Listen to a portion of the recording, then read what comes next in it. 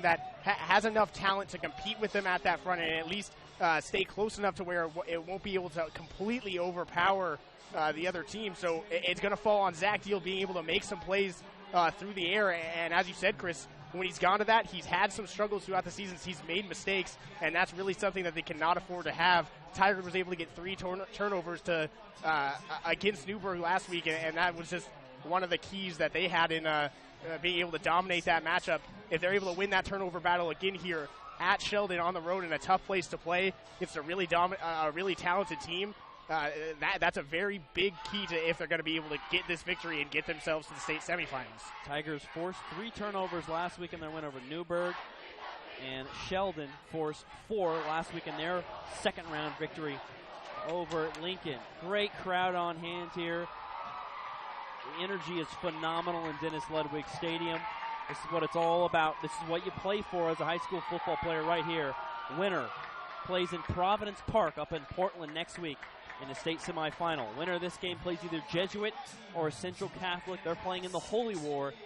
A couple of powerhouses. I guess the prize here in this game is to play one of those schools, which doesn't seem like much of a prize, but playing in the semifinal is enough. Sheldon was able to get there last year. Tigard was eliminated in the second round last season as an 8 seed. They're hungry, and this is going to be a really interesting game with a packed student section. A lot of Tigard fans on the far side of the field from where we're sitting. Tigard decked in black helmets, white jerseys, and black pants. Sheldon with a unique combination that we don't see very often from them. White helmets, kind of gunmetal gray jerseys with green numbers and a white outline, and white pants. Bringing out the special uniforms here for a special occasion. 10-1. Sheldon's lone loss this season came on the road at South Medford. Tigers' only 2 losses are to 2 of the top 10 teams in the state. West Lynn, perhaps the best of the best, and Sherwood. They are 9-2 on the year. They're tied for the lowest seed to make the quarterfinals since the OSAA implemented the rankings back in 2010. Chris Clayton and Alex Castle with you here on the Friday Night Spotlight, and we are set to get underway. Sheldon won the toss, elected to receive. The boot deep comes off the foot of Gargurovich. Back to receive it is Kamani Quaid for the Irish inside his own 5. Gets a lane outside, across the 20, past the 30, breaks another tackle, knocked out of bounds at the 35-yard line. Make it Tanner Zanke on the return, setting up the Irish with really good field position at their own 35-yard line. Zach Deal, the quarterback for Sheldon in his senior year, ran for 144 yards last week against Lincoln, only threw for $162. That's what makes him dangerous, his ability to run on the ground and throw through the air. Nearly 1,000 yards rushing here this season. 1st and 10 for Sheldon here at their own, marking at officially the 34-yard line. Right hash, Zanke to tailback. Deal takes the snap. Design run off tackle left side, hit in the backfield, fights forward, got about a yard, wrestled down at the 35-yard line. We talked in the pregame about the importance of Zach Deal's success through the air tonight, but he's a guy that can get really going on the ground, and Sheldon has really liked to get him going basically every single game. If Tigard can kind of take away that dynamic of Deal tonight as well, that would go a long way in helping them get the edge defensively. 2nd and 9, 4 wideouts. Deal handles the snap, looking to throw over the middle, complete to Herbert. What a catch, hit and down at the 45, but he held on. Pickup of 10 and a first down. What a grab by the powerful sophomore. In his second game back, he broke his hand earlier this season against North Medford. That was way back on September 23rd. Got his first appearance last week since then against Lincoln. Makes a nice grab there, pickup of 10. 2 plays, 11 yards. Sheldon up to their own 45. And here's the fresh set of downs. Steele takes the snap for the right hash. Fakes the handoff, throw left side, a screen to Herbert. Gets a block, breaks a tackle, tripped up from behind.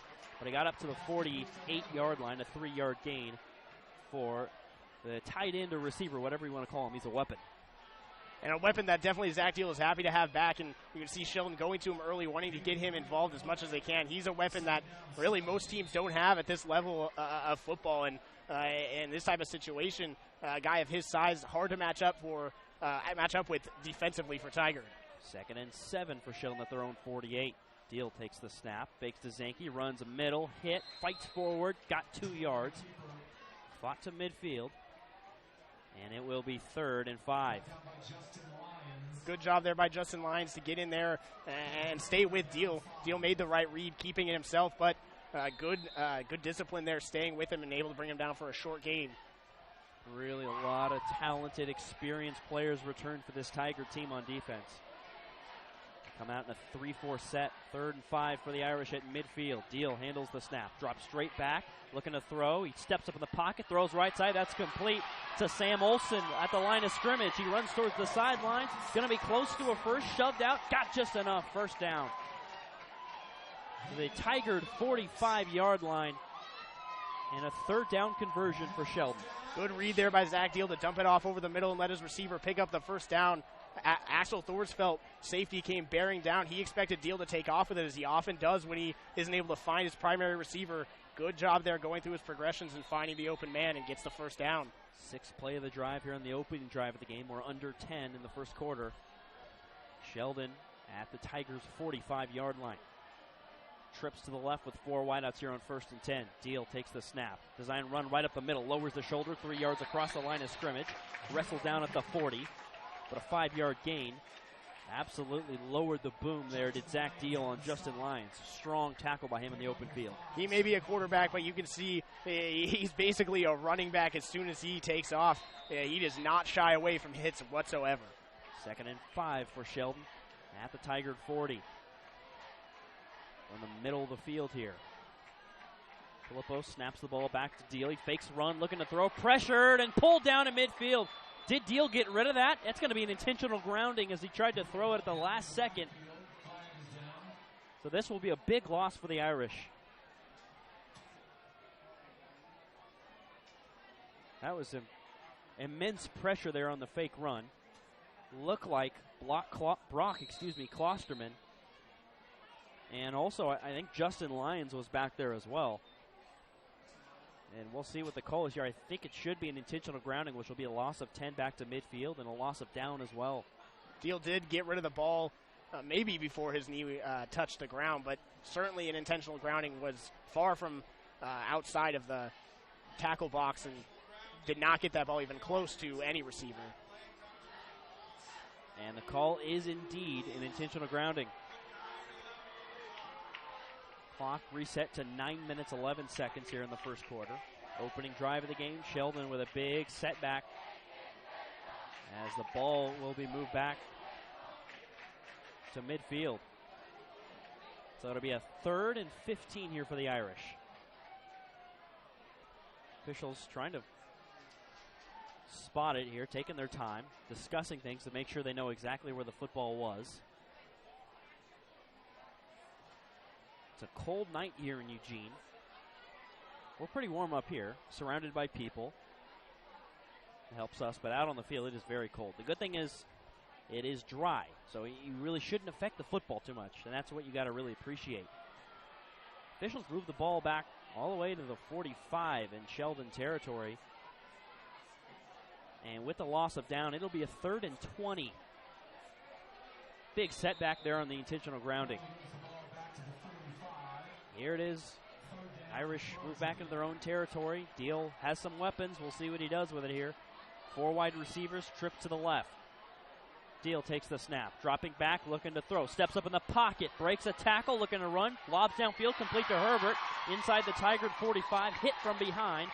And down at the Tigers 41-yard line. It's a nice pickup of 14, but it's not enough. And it's decision time for Lane Johnson and the Irish. I like what I'm seeing from this Tiger defense early on, bringing a lot of penetration, especially on those passing plays, getting in the backfield and forcing Deal to make quick decisions, unable to get the ball downfield on that one, results in what looks to be a 4th down. 4th and 6 for Sheldon at the Tigard 41, and they're going to punt. At least they're going to be in the appearance that they're punting. Campbell Shado standing back at his own 46-yard line. And back to receive for Tigard is Spencer Smith. It's a low snap. Shado controls it, boots this one, trying to coffin corner here left side, bounces at the 19, and takes a Tigard bounce back the other way, snagging out of the air there.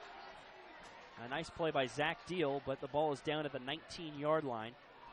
A 22-yard punt, and the Tigers will have the ball just inside their own 20. you're Craig Rucker, you can't be any happier with how your defense played on that first possession, giving up a few first downs, but doing a good job of keeping everything in front of them and getting some of those negative plays, forcing that intentional grounding by Zach Deal that really put Sheldon in a bad situation and ultimately leads to the punt. And now opportunity for Tigard to kind of capture some momentum here in the first quarter, get a little bit of a lead, and maybe just get themselves in some rhythm here in this quarterfinal game. First drive of the game for the Tigers. Worthley, the quarterback under center, hands it off left side to the tailback. That's Josh Allen, and Allen will pick up 3 yards as he fights through a sea of gray jerseys there at the line of scrimmage to the 22-yard line. I'll tell you what, that last possession for Sheldon, there is not many teams, really, maybe besides South Medford, that have been able to penetrate the Sheldon offensive line. Not only stop the run, but get pressure on Zach Deal. And that's what the Tigers did there on the first possession, perhaps sending a message. Definitely with some aggressive play calling, not shying away from sending extra men to blitz as well. Have to see how maybe Sheldon comes out if they have a similar aggressive mindset defensively to try to match what the Tigers are doing on their own side. 2nd and 7 for Tigard coming out of the Three Rivers League. Worthley, the quarterback, takes the snap, fakes the handoff, bombs it deep downfield, one-on-one coverage, and this ball is picked off. Kamani Quaid falls down at his own 43. Quaid with interception number 12 on the season. Threw it up there, one-on-one with Rashawn Williams, and Quaid is as good as any corner in the conference in one-on-one situations, makes the play there. As I said, 12 picks this year now. And Quaid read that play all the way. He was watching Worthley's eyes, and Worthley never really looked off Williams and thought he had him breaking open in that seam out the middle between the safeties, but instead Quaid just reads his eyes, drops back, and waits for the ball to get floated up. And he's such a great ball hawk with such great ball skills, able to just go up and pick it off for, once again, another interception and a huge momentum grab for the Irish. Irish start this drive at their own 43-yard line. Deal takes the snap on 1st and 10, fakes the handoff, throws right side, complete screen to Brabham. He gets a block, fights out across midfield, wrapped up and down at the Tigard 46-yard line. That interception is the type of momentum boost that could really propel the Irish here. Interception number 10 on the year from the hand of Ryan Worthley. Sheldon has now forced 27 turnovers this year. 1st and 10 up to the Tigard 46-yard line. Right hash strips to the right. Deal takes the snap, fakes it up to Zanke, run up the middle, and he's taken down in the line of behind the line of scrimmage. A loss of a yard. Really nice play there, Ryan Minetti. Tiger run defense is looking really strong early on in this one. Talked pregame about how both these teams really have been dominant running the ball, but both really using all their efforts to try to keep that at bay early on, and Tigard's doing a great job. 2nd and 11 for the Irish. Trips to the right. Deal takes the snap, rolling out left side. He's pressured in the backfield, breaks free of a sack. He's looking to run, and he'll be downed in the backfield. He did fight back to the line of scrimmage. No gain, though. It'll be 3rd and 11 as Deal was finally wrapped up by Alexander Follett, the senior. The pass rush of Tigard has been relentless here early on. 6:13 left here in the first. 3rd drive of the game, 2nd drive of the game for Sheldon. They have a 3rd and 11 here at the Tigard 46. We're scoreless. Quarterfinals of the OSAA state playoffs. Winner plays next Friday in Providence Park up in Portland. 5 wide receivers here on 3rd and 11 from the left hash, and we got a timeout taken here before the play by Lane Johnson and Sheldon. They're going to talk things over. This has all the makings of a slugfest. The defense is both playing well, and I think maybe a little bit of nerves, a little tight both sides offensively.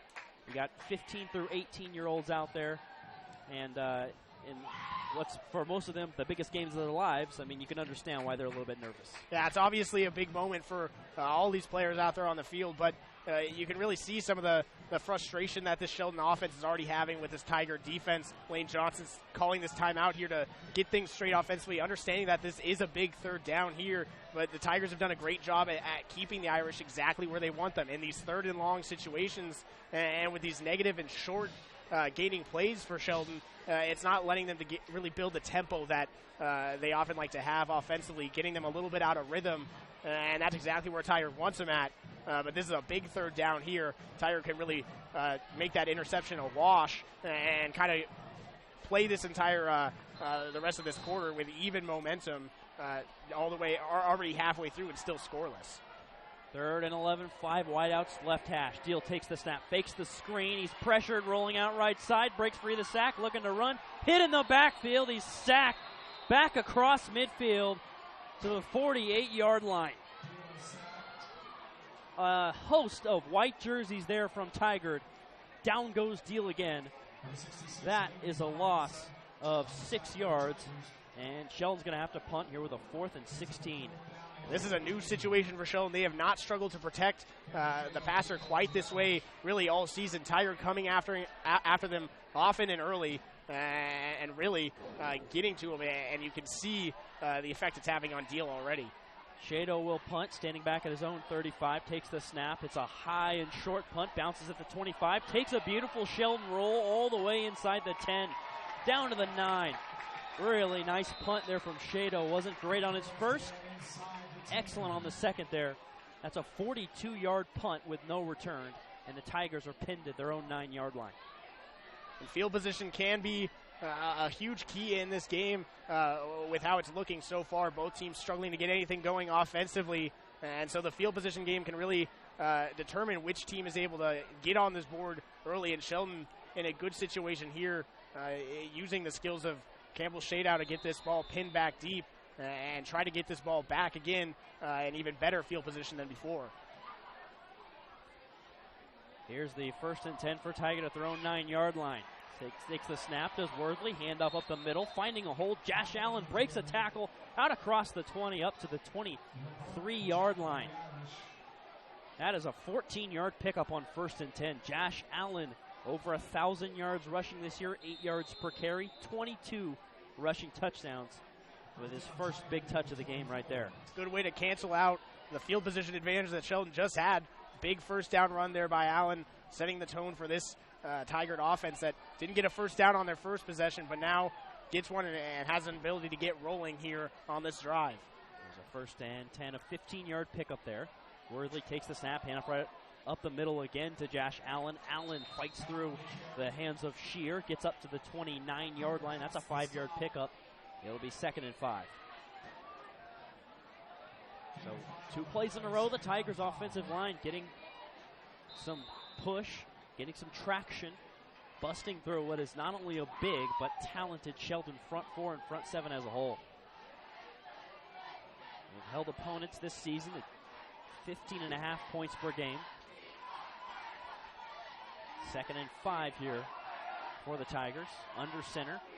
Single back. Worthley takes the snap. Hand off at the middle to Allen. Allen breaks through the grass with the tackler. Tripped up and down up at the 33-yard line. It's a 4-yard gain. It'll be 3rd and 1. Allen is a strong running back, the senior, 6'1", 205. 74 yards rushing and 3 touchdowns last week. They also have Spencer Smith, who's a really nice threat coming out of the backfield. Ryan Minetti as well. Here's the 3rd and 1. 3:16 left here in the first. We're scoreless. Worthley takes the snap, hand up the middle. That's Minetti on his first carry. Stoned at the line of scrimmage, but it's going to depend on the spot. They may give him forward progress. Cody Shear slammed Minetti, sent him back, but we'll see if they gave him enough for a first. Hard to tell from here, but it certainly looked like the push that Sheldon got, that he was not at that mark to get quite yet. Might just be a couple inches short, but a huge stop there by Sheldon if they did force a 4th down. This massive push up front after Tigard so far on this drive have really been getting the push from their offensive line. Sheldon expected the run up the middle, and they sent everybody. Even Cameron Wong getting there in the backfield at the end with the final push. Force what looks to be a 4th and inches now. Yeah, they're measuring it here really close. Ball is right at the 34-yard line, which is where the line to gain is on the far side of the field. I think he got it, but it is really close. And there you go. I was wrong. He's just short. About 7 inches short. And Tigard will have a decision here at their own 34-yard line. Sheldon holds strong there on 3rd and 1 with a nice stop. This is a big decision now here for the Tigard offense and Craig Rucker as to what message he wants to send to his team. They're going to play this game conservatively, knowing that they can go out there and compete with the Sheldon team, or if they want to try to take this opportunity to be aggressive and get a huge momentum boost. Because picking up this 4th down could do just that and energize this entire team that right now it's just really even momentum on both sides of this game. Both teams playing energized and up and ready for the fight. And here we go. 4th and inches for the Tigers at their own 34, and it looks like, unless they pooch it, they're going for it. Worthley under center, single back set. It's Josh Allen back there. 2 wide receivers. Worthley takes the snap, hand up the middle to Allen. Allen's got enough. Across the 35 to the 37. Mark him at the 36.5, but it's a 2-yard gain there, and all he needed was about 8 inches. And that's just an indication of the confidence that this Tiger team has in the trenches, and that should be scary for this Sheldon team. They have not had many teams, if any teams at all, maybe besides South Medford, that really felt they could go toe-to-toe with them in the trenches. Tiger believes they can and proving they can with that 4th and inches pickup. 2:20 left here in the first quarter. Second drive of the game for Tiger. This one started at their own 9-yard line, and they've fought out to the 36. I formation on 1st and 10. Worthy with a handoff left side to Allen. Allen bursting through off tackle and getting up to the 40. Wrapped up and down there in a pile at the 40-yard line. It'll be 2nd and 6. My goodness, you don't see many Sheldon games like this. Really, you haven't seen that many from Tigard either. This is the type of battle you want to see in the quarterfinals. And Tigard looks ready and prepared to just kind of go with his ground and pound type of technique. So far on this drive, just run after run, handoff to Allen up the middle. Maybe perhaps just a little bit of taking a step back after Worthley had his first pass intercepted, but still really content with just handing the ball off here. It's the 2nd and 6. Worthley with a handoff right side to Manetti. He breaks through the line, got some room across midfield, cut back at the Sheldon 40. Another cutback, far sideline, 35-30 to the 25. 20, cut back, lowers the shoulder down to the 16-yard line. Ryan Manetti busts off a big-time run there, 44 yards. Just a great job there by Manetti. Good push up front initially. Everybody hitting their blocker, or their defender rather. All the blockers getting to their man, and Manetti just finding the lanes and using his ability in the open field to cut it back and really extend the play as far as he can, getting the ball all the way into the red zone, and Tigard threatening now here in the first quarter. 1st and 10 for Tigard at the Sheldon 16-yard line. Worthley takes a snap, hand off to Josh Allen, breaks a tackle at the 10, inside the 5, towards the pylon, touchdown! Josh Allen, 16-yard touchdown run, and Tigard strikes first on the road. Quaid had him wrapped up, and Allen pushed right off him and took it in for 6. For once, perhaps, Quaid's size finally showing on the football field. He's a player that so often is able to really overcome that with his amazing athleticism. But that time, Josh Allen, the 6'1", running back, just overpowering him. As you said, Chris, had him wrapped up, but Quaid just unable to bring the big back down as he breaks it in for the end zone. The extra point is up, and it is no good. And that could be a big miss. It'll be 6-0 as the kicker, Garrett Gargurovich, the senior, second team All-Three Rivers League last season, misses the extra point. But Tigard with a massive drive, 91 yards, 3 minutes, 53 seconds, and they did it all, every single yard on the ground. And that's exactly what Craig Rucker and this offensive, this Tigard offense was really hoping for on that drive, especially after going for it on that 4th down. You see the type of effect it can have, really showing his confidence in his offensive line and their ability to run block. And there, get a big run out of Walter Manetti.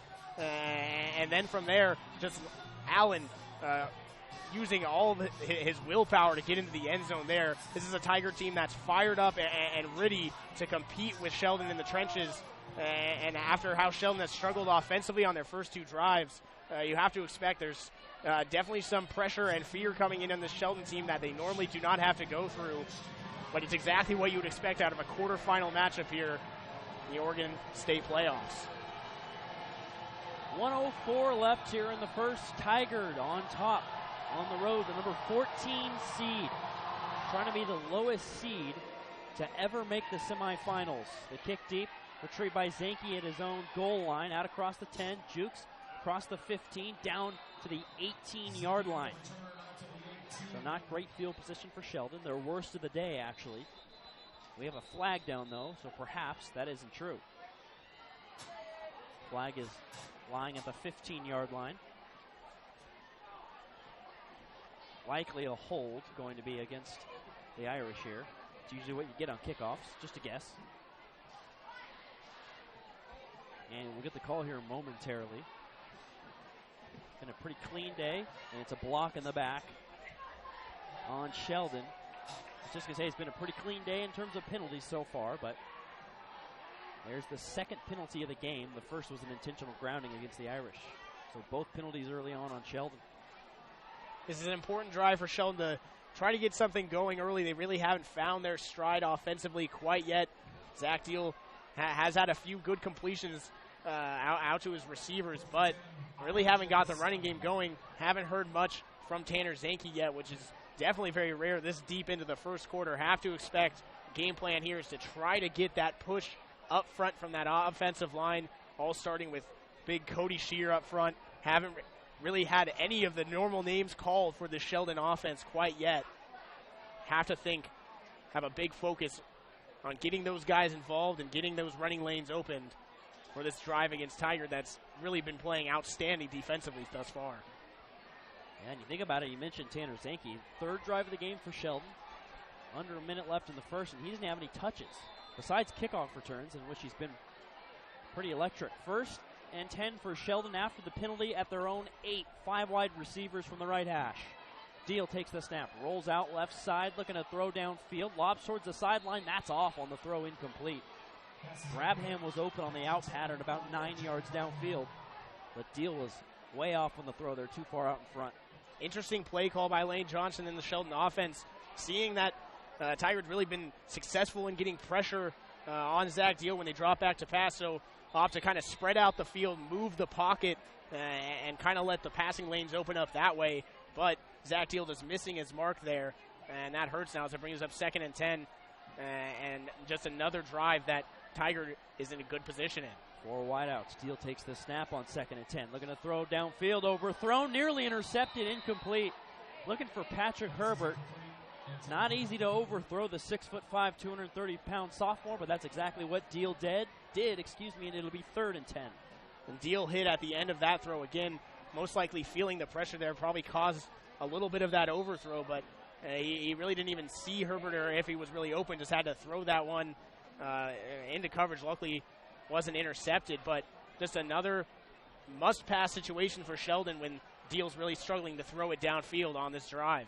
3rd and 10 from their own 8. Deal takes the snap with 4 wide receivers, drops back in the end zone, chucks it up downfield, got a man open, Brabham caught at the 35, open field in front of him, across midfield, 40, 35, pushed out of bounds at the Tigard 32. Big time pickup on that one. That's a 60-yard gain on 3rd and 10. Brabham broke free and was open down the left sideline. For a stagnant Sheldon offense thus far, that is exactly what they needed. Huge gain down the field. Lots of momentum offensively now for the Irish. Sheldon showing tempo, 1st and 10. Deal takes the snap, quick screen out right side. Brabham again, tripped up and hit hard. Got a yard up to the 31. It'll be 2nd and 9 with 30 seconds and counting left here in the first. Brabham, a guy now already with 3 receptions on the night.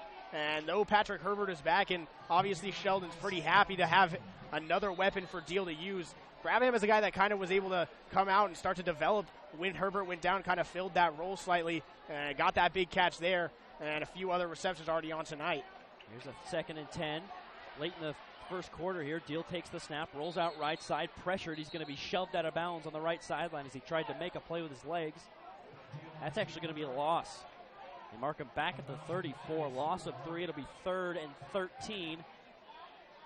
Tough spot for Sheldon when we start the second quarter. Well, the clock has stopped here momentarily.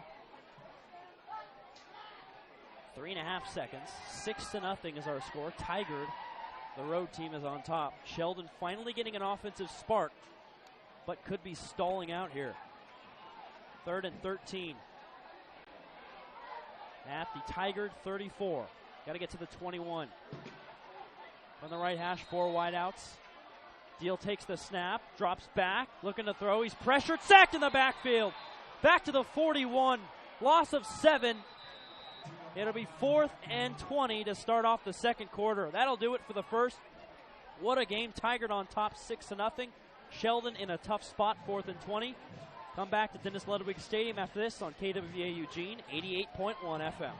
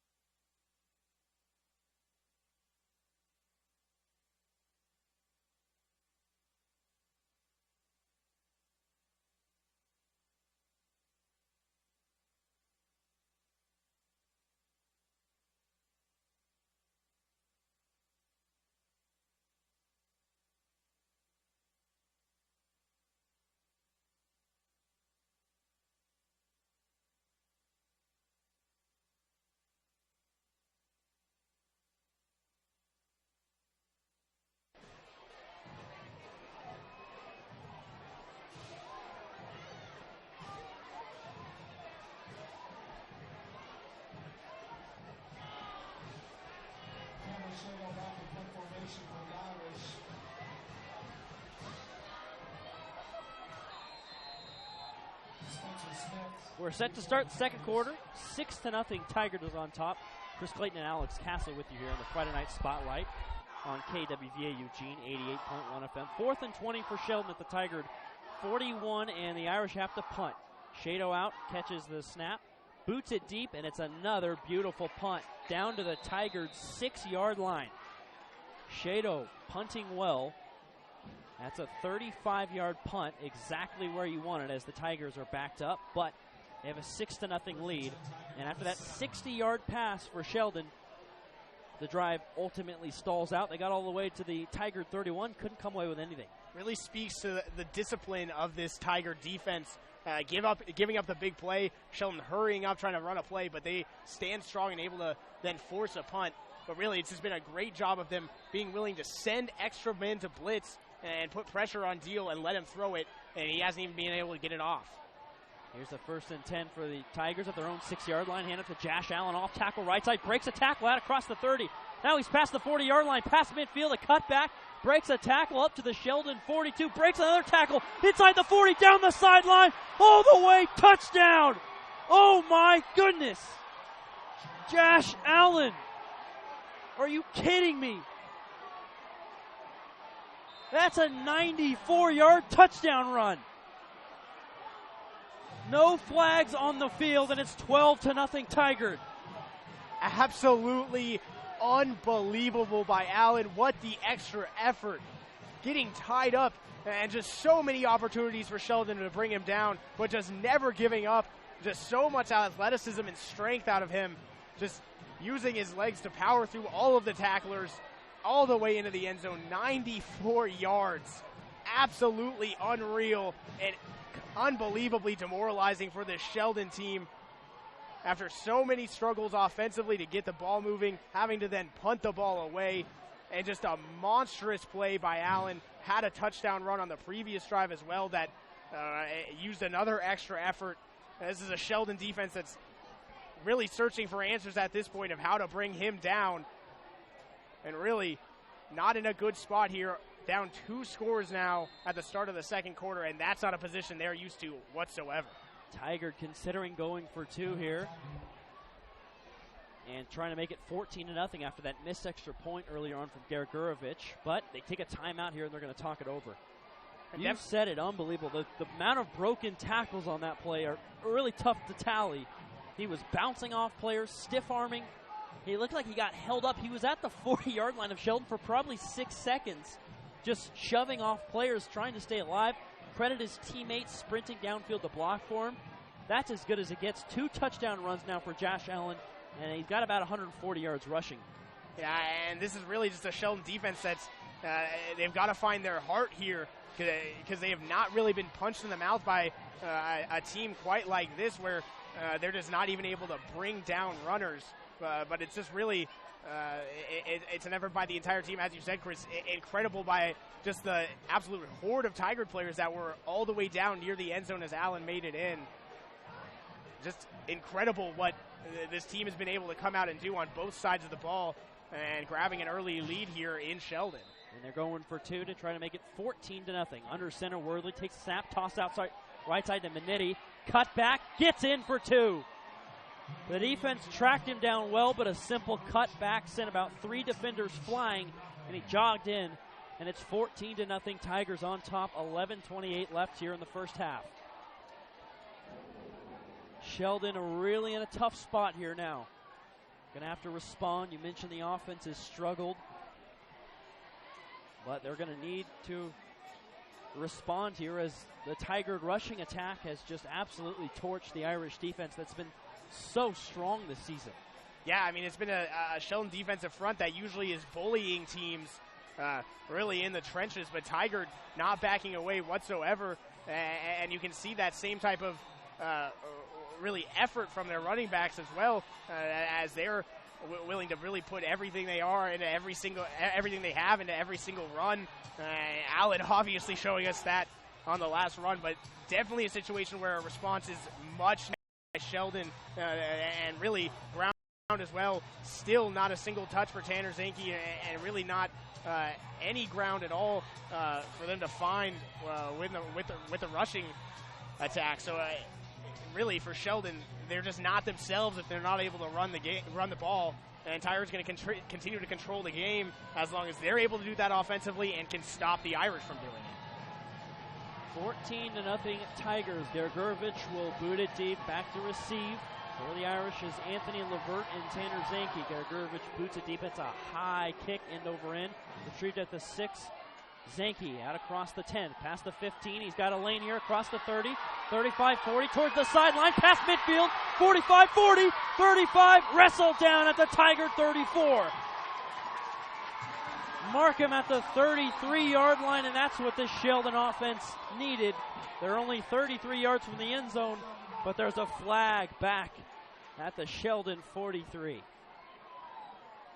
Boy, what a buzzkill.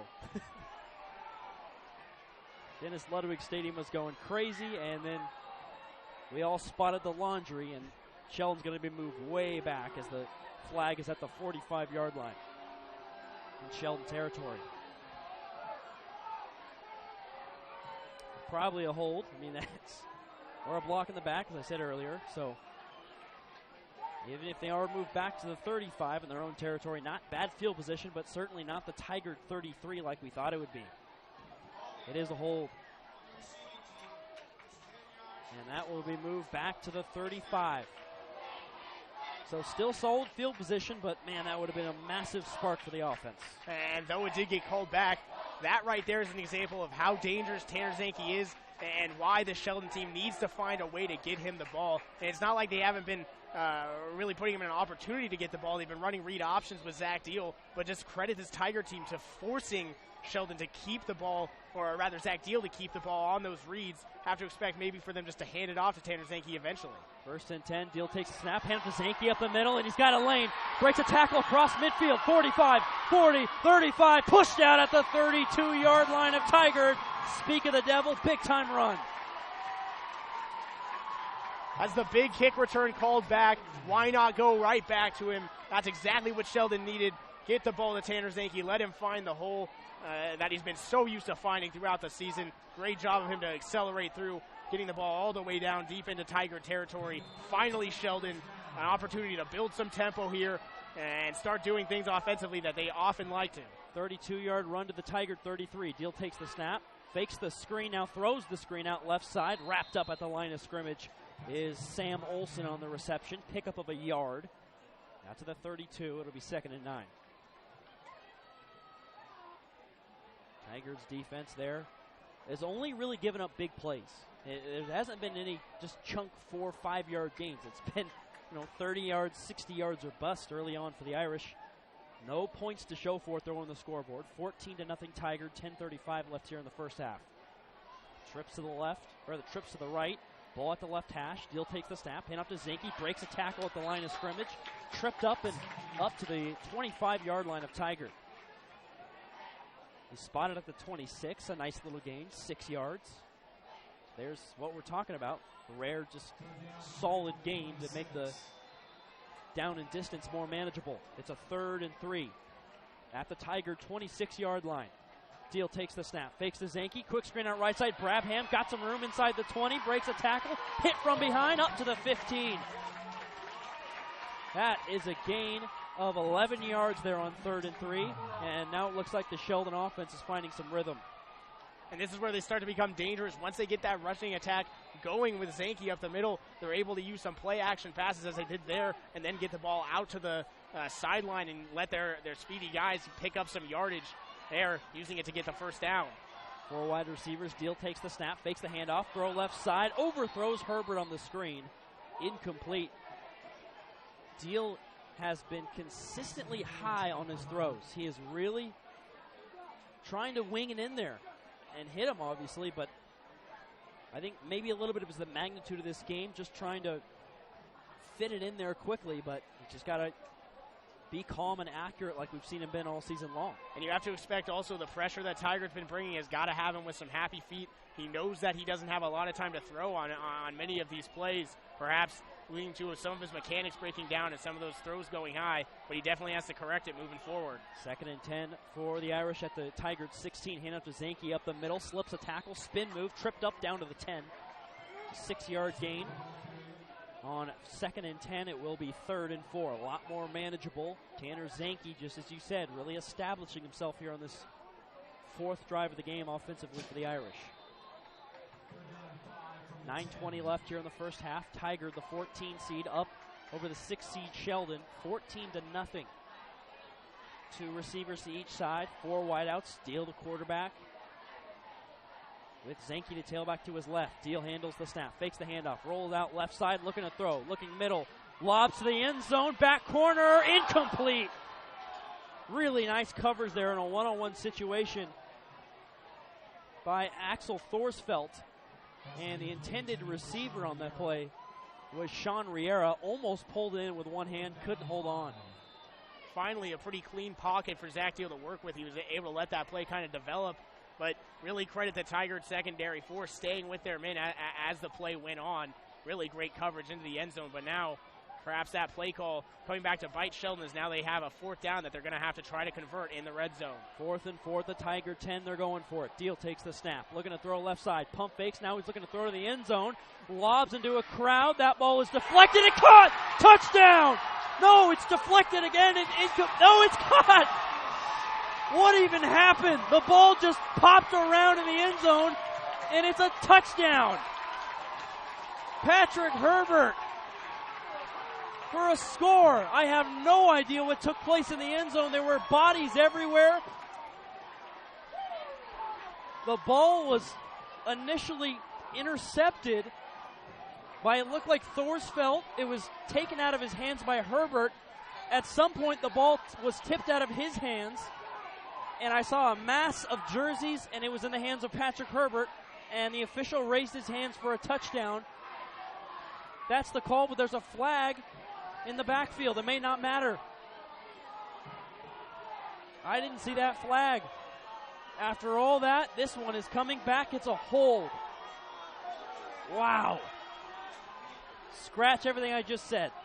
There's really no words to describe what's going on here right now. Not sure if it's a touchdown and a flag comes in, but really, perhaps lucky situation for Tigard as that touchdown does come off the board. Looked like they had an opportunity to really just bat the ball down. Instead, players going for the interception in the end zone on 4th down, which just isn't great awareness. If you just bat that ball down, it's automatically a turnover of downs. You're going to get the ball back either way. Instead, they opt to try to pick it off. Ball gets bobbled up, and Herbert was able to get the ball into his hands. Could have been a touchdown. Obviously, now that all comes back with the penalty, and it's going to be 4th and much longer. But wow, just... I couldn't even describe, if someone asked me what happened on that play, I couldn't describe it. And I know that's our job here, but I really don't know what happened in the end zone. Something took place, so maybe it's a good thing that it's wiped off the board just because I have no idea what happened there. But Sheldon certainly wouldn't agree, and penalties are killing them. They are really hurting themselves. They're moved back to the 20. And Craig Rucker for Tigard is not happy. He's saying he called a timeout.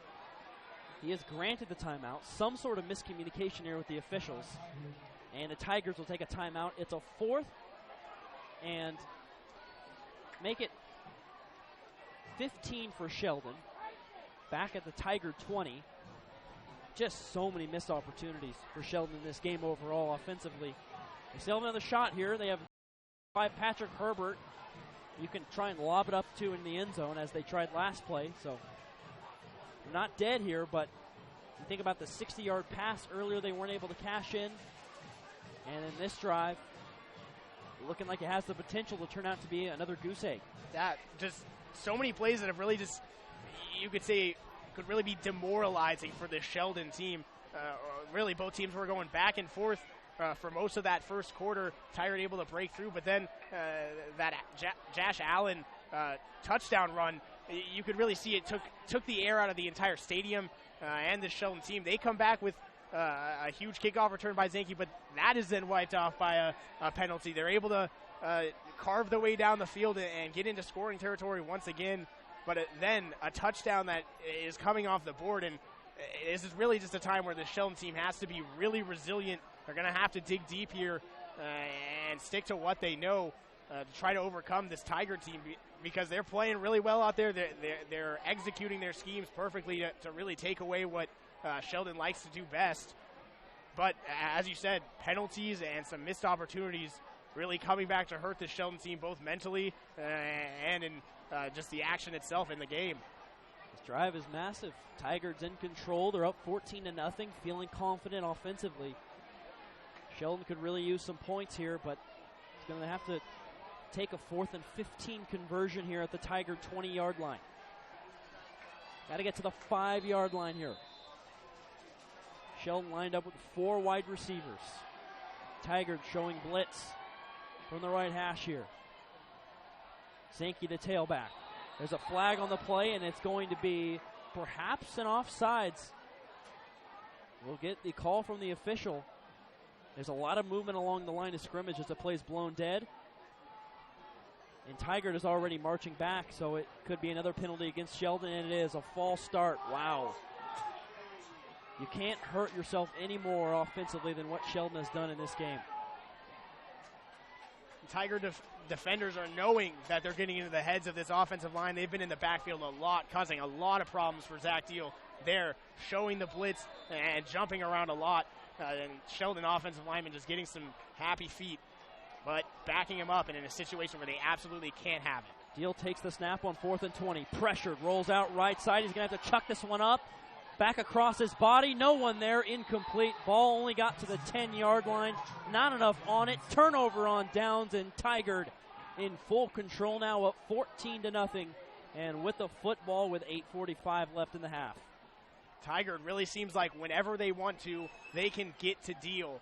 Really, just an odd scene from what we've seen really all season from Sheldon, that has basically had almost perfect protection for Deal, letting him drop back and make throws when they need him to. But now, Tigard really, we've talked about how Deal has struggled throughout the season when he goes downfield with having some passes intercepted, and Tigard has shown they're willing to blitz and leave man-to-man coverage for Deal to try to pick out. 1st and 10 for Tigard at their own 25. Worley takes a snap, handoff right side to Allen. Allen gets a first down and more out across the right side as he gets to the edge, past the 35, but a flag is down. He was shoved out of bounds at the 40. Flag lying down back at the 28-yard line. This one's coming back. side judge chucked that one in from the Tigard sideline. And Tigard, this will be first penalty of the game actually against the Tigers. And that's really been one of the main advantages they've had throughout this game, really playing clean, disciplined football, where Sheldon's been struggling with their own penalty issues. But if Tigard does have a few mistakes like this, it definitely could help this Sheldon team out as they try to regain some of their momentum and stick their foot in the ground here, facing a 2-score deficit at home. It's a first now and a long way. Do the math in a second. Ball's moved back to the 18-yard line for Tigard. And a first down's available at the 35, so it's a 1st and 17 here for the Tigers. I formation, right hash. Worthy takes the snap, pitches it right side to Allen. Allen lowers the shoulder near the line of scrimmage. And he's taken down right at that spot at the 19-yard line. That's just a good sign for this Sheldon team that really the past few plays they've seen, they haven't been able to bring Allen down. They are bringing him down for just a short gain, gives him some confidence back as it's now a 2nd and long, and a situation where the Sheldon team can maybe relax a little bit more defensively and start to play the way they know, keeping things in front of them and getting runners down when they meet them with contact.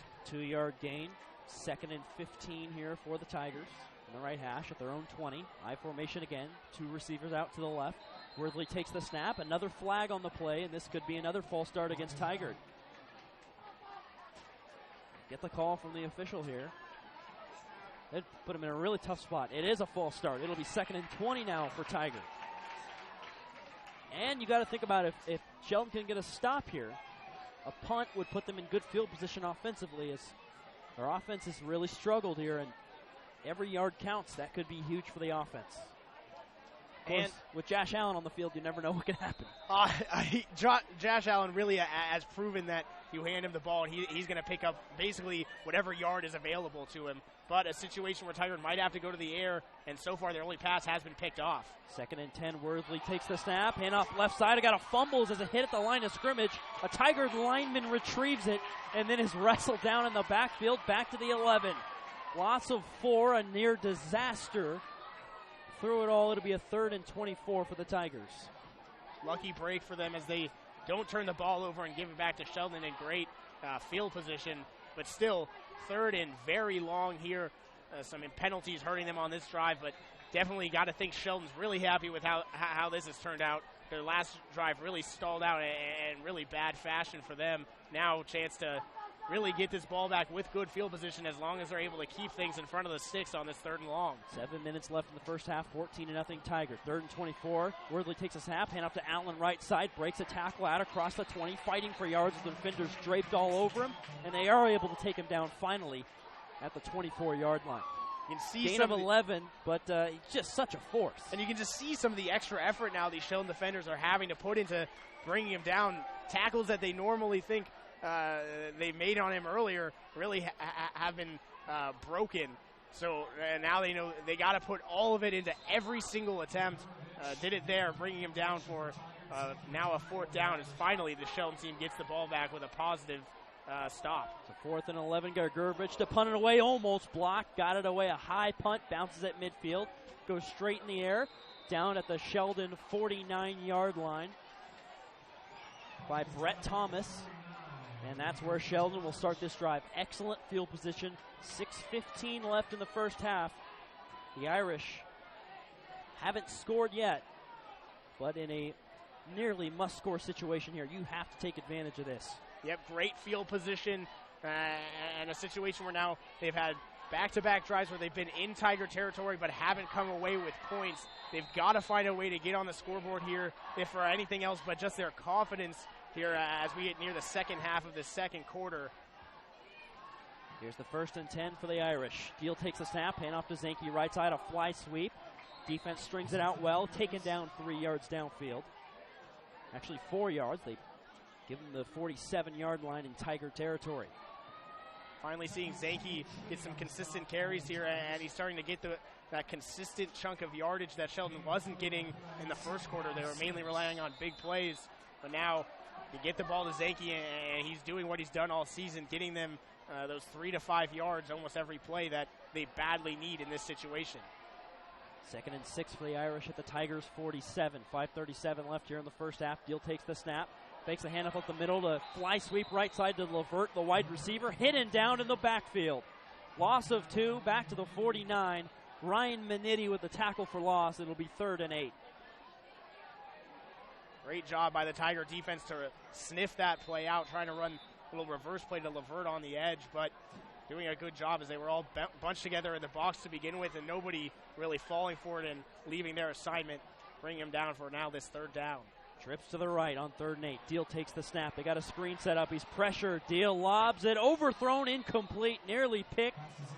Looking to hit Zanke there on the screen. It wasn't there. The Tiger defense reads it beautifully again. It will be 4th and 8, and Sheldon will have to punt a 3 and out. This Tiger defense has been terrific. And look, I know on screen plays you're supposed to just kind of let your man get near the pocket, get the pressure in there, but that time the Sheldon offensive line put up absolutely no resistance, and Tigard was back there instantly and blew up that screenplay before Deal even had a chance to find his man. Really bad execution on that 3rd down. 4th and 8. Shado back to receive the snap to punt it away. He takes it, boots it high. This one bounces off the back of a Sheldon player. Shear then collects it. Bounced off the back of Zach Folsom, the sophomore. And the senior Shear corrals it. But it was marked off the back of Folsom there at the 18-yard line. Not the best punt we've seen, but another solid punt from Shado. 31 yards, and the Tigers with the football here up 14-0 with 4:51 left in the first half. It's the Sheldon defense now facing a challenge they really haven't for most of the season, where they don't have the lead, and that can cause problems for a defense because it adds a lot of pressure. This defense knows they can't give up really any more points in this half to risk falling too far behind against Tigard. And for most of the season, they've had leads to fall back on. A lot of pressure on this drive alone. 1st and 10 for the Tigers at their own 18. Worthley takes the snap. Handoff right side to Minetti. He's wrapped up, but he's shifting the pile downfield as he continues to drive the legs.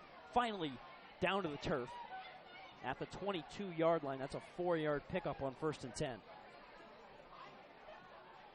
Some hard running there from Minetti. And they did give him 4 to the 22, so it'll be 2nd and 6. Sheldon defense is really, other than the big plays, played pretty well. I mean, they have an interception, forced a punt, a couple of huge plays from Josh Allen, and a big gun from Minetti. Outside of that, I mean, it's 14-0 with 4 minutes left in the half. 2nd and 6, right hash at their own 22. Worthley takes the snap to the Minetti right down the pike. Minetti hit hard and down at the 26-yard line. It's a 4-yard gain. It will be 3rd and 2. Big spot here. Sheldon defense again, maybe getting fatigued, but get a stop here. They can set up the Irish offense. At this point, really, every 3rd down that Sheldon is able to force has turned into what needs to be a big play for them. Offense struggling so much. This defense knows they need to get off the field. And as you mentioned, Chris, perhaps a little bit fatigued. Definitely haven't been used to playing this much in one half. They definitely want to get off here, get the ball back to their offense. 3rd and 2. Worthley takes a snap. Pitch play right side to Allen. Allen cuts it upfield, meanders. Got a 1st down up to the 31. That's a 5-yard gain before he's chopped down. Only needed 2, though. A fresh set of downs for the Tigers. And Tigard really has a guy in Josh Allen that in those 3rd and short situations, there's not really anybody better you want to get the ball to. 6'1", big back that's just very strong, difficult to bring down for any short amount of yardage, as he showed it there. It was an easy run for that 1st down and a big 3rd down conversion. 3:11 and counting left in the first half. Tigard leads 14-0. Worthley under center, handoff right up the gut, and it's down in the backfield. Tackle for loss. Josh Allen on the carry, dropped back at the 30-yard line. Flag on the play. Down, believe the flag is on the far side at the 30. Unclear quite what it was. Doesn't seem now that they're making any call. Maybe there was a flag. Definitely appeared. Are you sure you saw a flag, Alex? I definitely saw something come flying in. Huh. Perhaps picked up, but Well, it's good for Sheldon. 2nd and 11. Worthley takes the snap, fakes the handoff, looking to throw over the middle. That's a complete wide open man across midfield. Scott Ostrom into Sheldon territory, knocked out by Quaid at the Irish 41-yard line. That's what happens when you stick to the run. The play action, you got a wide open man over the middle of the field. If you just watch the linebackers on that play action definitely got him immediately after the fake handoff. All the linebackers really lost in where they should have been in coverage, and as Ostrom got the reception, looking over their backs, and just really an easy completion for Tigard and a big pickup now into Irish territory. 29 yards. 2:20 left in the half. Tigard with a 1st and 10 at the Irish 41. High formation, Worthley under center, takes a snap, hand off to the Minetti up the gut, bounces off the pile, keeps churning the legs, 6-yard pickup up to the Sheldon 35. On the tackle from behind was Berkeley Newman. But consistently now, I do think it's a little bit of fatigue as Tigard is really controlling this game offensively. Yeah, and they're really content with the tempo they're at right now, which is really a polar opposite of what Sheldon likes to run. They're usually a quick team that's to the line quickly on their offensive side. Tigard here controlling the ball by really using a lot of ground attack and taking their time in between plays. 2nd and 4, Worthley under center. Takes the snap, fakes the handoff. Now he's going to roll out and run right side. Wide open field in front. Kicks up 4, breaks a tackle inside the 30, up to the Sheldon 29. That's going to be a late hit out of bounds on the Irish as well. That will be a personal foul. Worthley scrambled, picked up 6 yards. Not the fastest guy, but he got enough and drew a hit there out of bounds. Smart play by Worthley, too. As he escaped the pocket, was actually past the line of scrimmage, but gave a little pump fake to the one defender that was trying to chase him down. Gave him just a split second to get around that corner and pick up the 1st down. Then obviously leading to the late hit, and that's just a very undisciplined play that the Irish cannot afford to have whatsoever at this moment. Really, things coming undone for this defense here in the later portions of this first half. Minute 29 left in the half. Tigard leads 14-0 and marching it into Sheldon territory. It is a dead ball personal foul against the Tigers. Ball's going to be moved all the way to the 15. Sheldon losing control here at home. They've made 11 straight quarterfinals, have the Irish. Looking to make their 3rd straight semifinals. But Tigard is in full control here. Looking to make their 2nd semifinals in 3 years. 1st and 10 for the Tigers at the Sheldon 15. Worthley takes the snap, hand up the Minetti right up the gut. He's taken down at the line of scrimmage. Zach Deal and Jaron Banks there to make the play, no gains. Clock, though, winding down a minute 17. Maybe if you're Sheldon, you consider taking some timeouts here. That's definitely risky, though. Definitely something to consider if you're Lane Johnson, but at the same time, might be looking at this half as one where the offense has really struggled in basically all facets, and this is a defense really that needs to get off the field as quick as possible. Focus has got to be likely on trying to limit the points on this drive as much as possible and go into half with as manageable of a deficit as you can and try to recollect there. A loss of a yard on that last play. A 2nd and 11 for Tigard at the Sheldon 16. Worthley takes the snap, fakes the handoff, pressured in the backfield, sack! Jaron Banks back to the 29. That's a huge play. Loss of 13 yards, and the Tigers take a timeout with 33 seconds left in the half. That's exactly what the Sheldon defense needed, was a big negative play, and Jaron Banks delivers. It's been such a talented player at the linebacker position for them really all season. Haven't called his name enough tonight. He hasn't been involved as involved as the Sheldon team would like him to be, making his presence felt there with a big sack in the backfield. And now 3rd and long, tough situation for Tigard. They have to really figure out if they want to try to get the ball in field goal kicking range for a 4th down play, or rather if they want to take some shots at the end zone here with 33 seconds to go in the first half. Yeah, and you think about this drive, you don't want to go down 3 possessions. I mean, there's a huge difference between being down 2 and 3 possessions, especially in a game like this.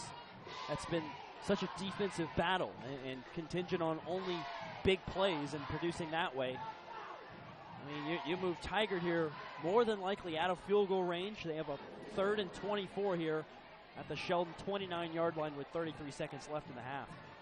Should be noted that we did see Tigard's kickers in warm-ups. They were attempting field goals that were 50 yards out. Weren't quite making it there on all of them, but definitely they have some kickers that have the leg to easily kick 40-plus yard field goals, so it's not out of the realm of possibility here to go for maybe a short gain and set up a field goal. Worthley takes the snap on 3rd and 24, looking to throw, screen set up, left side to Ostrom. Ostrom gets a block, breaks a tackle inside the 20, down to the 19.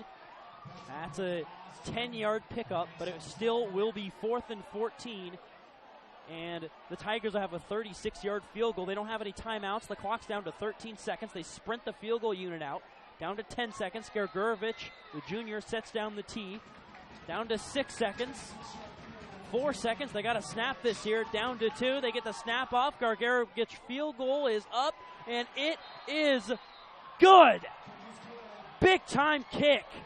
Second team all-conference kicker nails it, and it's 17-0. That field goal was massive. It put the Tigers up 3 possessions. Wow, what a kick by Gergurovich. That is not an easy thing to do, to be run out on the field. He was just getting set with 5 seconds left. That ball was snapped with 3 seconds left. That is really the only way to describe that is clutch kicking from him, coming in a big-time moment. And a game like this that has been such strong defense played on both sides, 3 points could really come down to be the difference. Just great execution and confidence out of that unit there at the end of the half. Just really encapsulates what this Tiger team has been able to do throughout the first half, which is really just go out and play exactly how they wanted to. Yeah, it wasn't about the fact that he made a 36-yard field goal. It was how he did it. Even the kick itself wasn't pretty. I mean, it was kind of a knuckleball sideways, but to sprint the unit out there, get the kickoff in time, and mentally to make that kick with the clock running down, that's impressive. Craig Rucker doing a fantastic job there, having his unit prepared, the 40th-year head coach. He's got his team up 17-0. What a half it's been. Chris Clayton and Alex Castle with you here from Dennis Ludwig Stadium on the Friday Night Spotlight. We'll send it into the studios here in just a few moments to get an update from Tyler Caston. Update you on some of the scores going on. Women's basketball, University of Oregon is in action. Oregon volleyball as well, and maybe some NBA scores. But you look at this game happening here at Sheldon, and Sheldon offensively, this is pretty unbelievable to watch. They average about 42 points per game, over 440 yards per game. It's a Tiger defense that hasn't looked perfect this year. They've allowed 20 or more points actually 8 times this season, but they're playing phenomenal. They're coming out of a really good league in the Three Rivers League, and Sheldon offense really hasn't shown up. Yeah, it really all started in that first quarter with just the scheme that Craig Rucker had his defense out there playing. At all costs, they were trying to keep the ball in the hands of Zach Deal on the read option plays. They were forcing him to keep it himself, not give the ball off to Tanner Zanke. And then really most of the time sending Ekstrom into blitz as well. So on those passing plays, not enough time for Deal to get the ball out. And really it put a lot of pressure on his shoulders. Saw Sheldon go to Zanke a little bit there more in the second quarter, get him going. But still, this hasn't looked quite the same. It's a Tiger defense that's really executing in every way possible. And a Sheldon team that also has shot themselves in the foot with a few too many penalties that have really cost them likely at least one touchdown. And so for the Sheldon team, they've got to clean that up, but they've also just got to find a way to really crack this Tiger defensive scheme. Yeah, it's really surprising to see. And for Sheldon, I mean, to be fair, they have moved the ball. They haven't been able to score. Penalties have really killed them. They have a lot to clean up. 17-0. The number 14 seed Tigers, the lowest seed to ever make the quarterfinals, tied with Oregon City, who did it in 2011.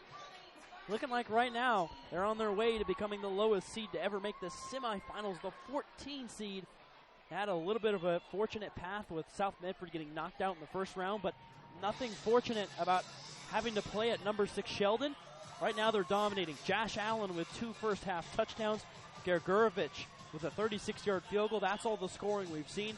Sheldon has struggled, had some big plays. They haven't scored at all. 17-0.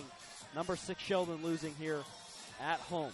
We'll send it in the KWA studios here on KWA. Stick around here if you're watching on SheldonAthletics.com. Tyler Caston's got a sports desk update for us. I'm Chris Clayton alongside Alex Castle. At the half, 17-0 Tigers. Back after this on KWVA Eugene, 88.1 FM.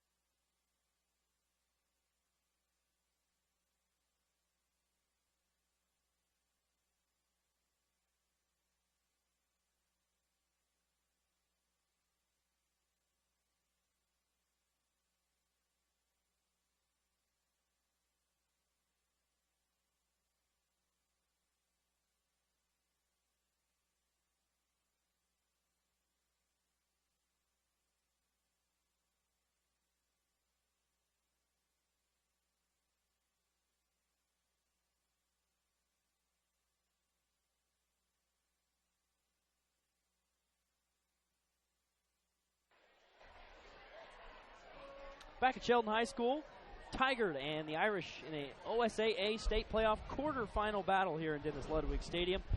Tigard has dominated so far. They have a 17-0 lead. Sheldon's been able to move the ball a little bit, but Tigard defensively has been incredibly impressive.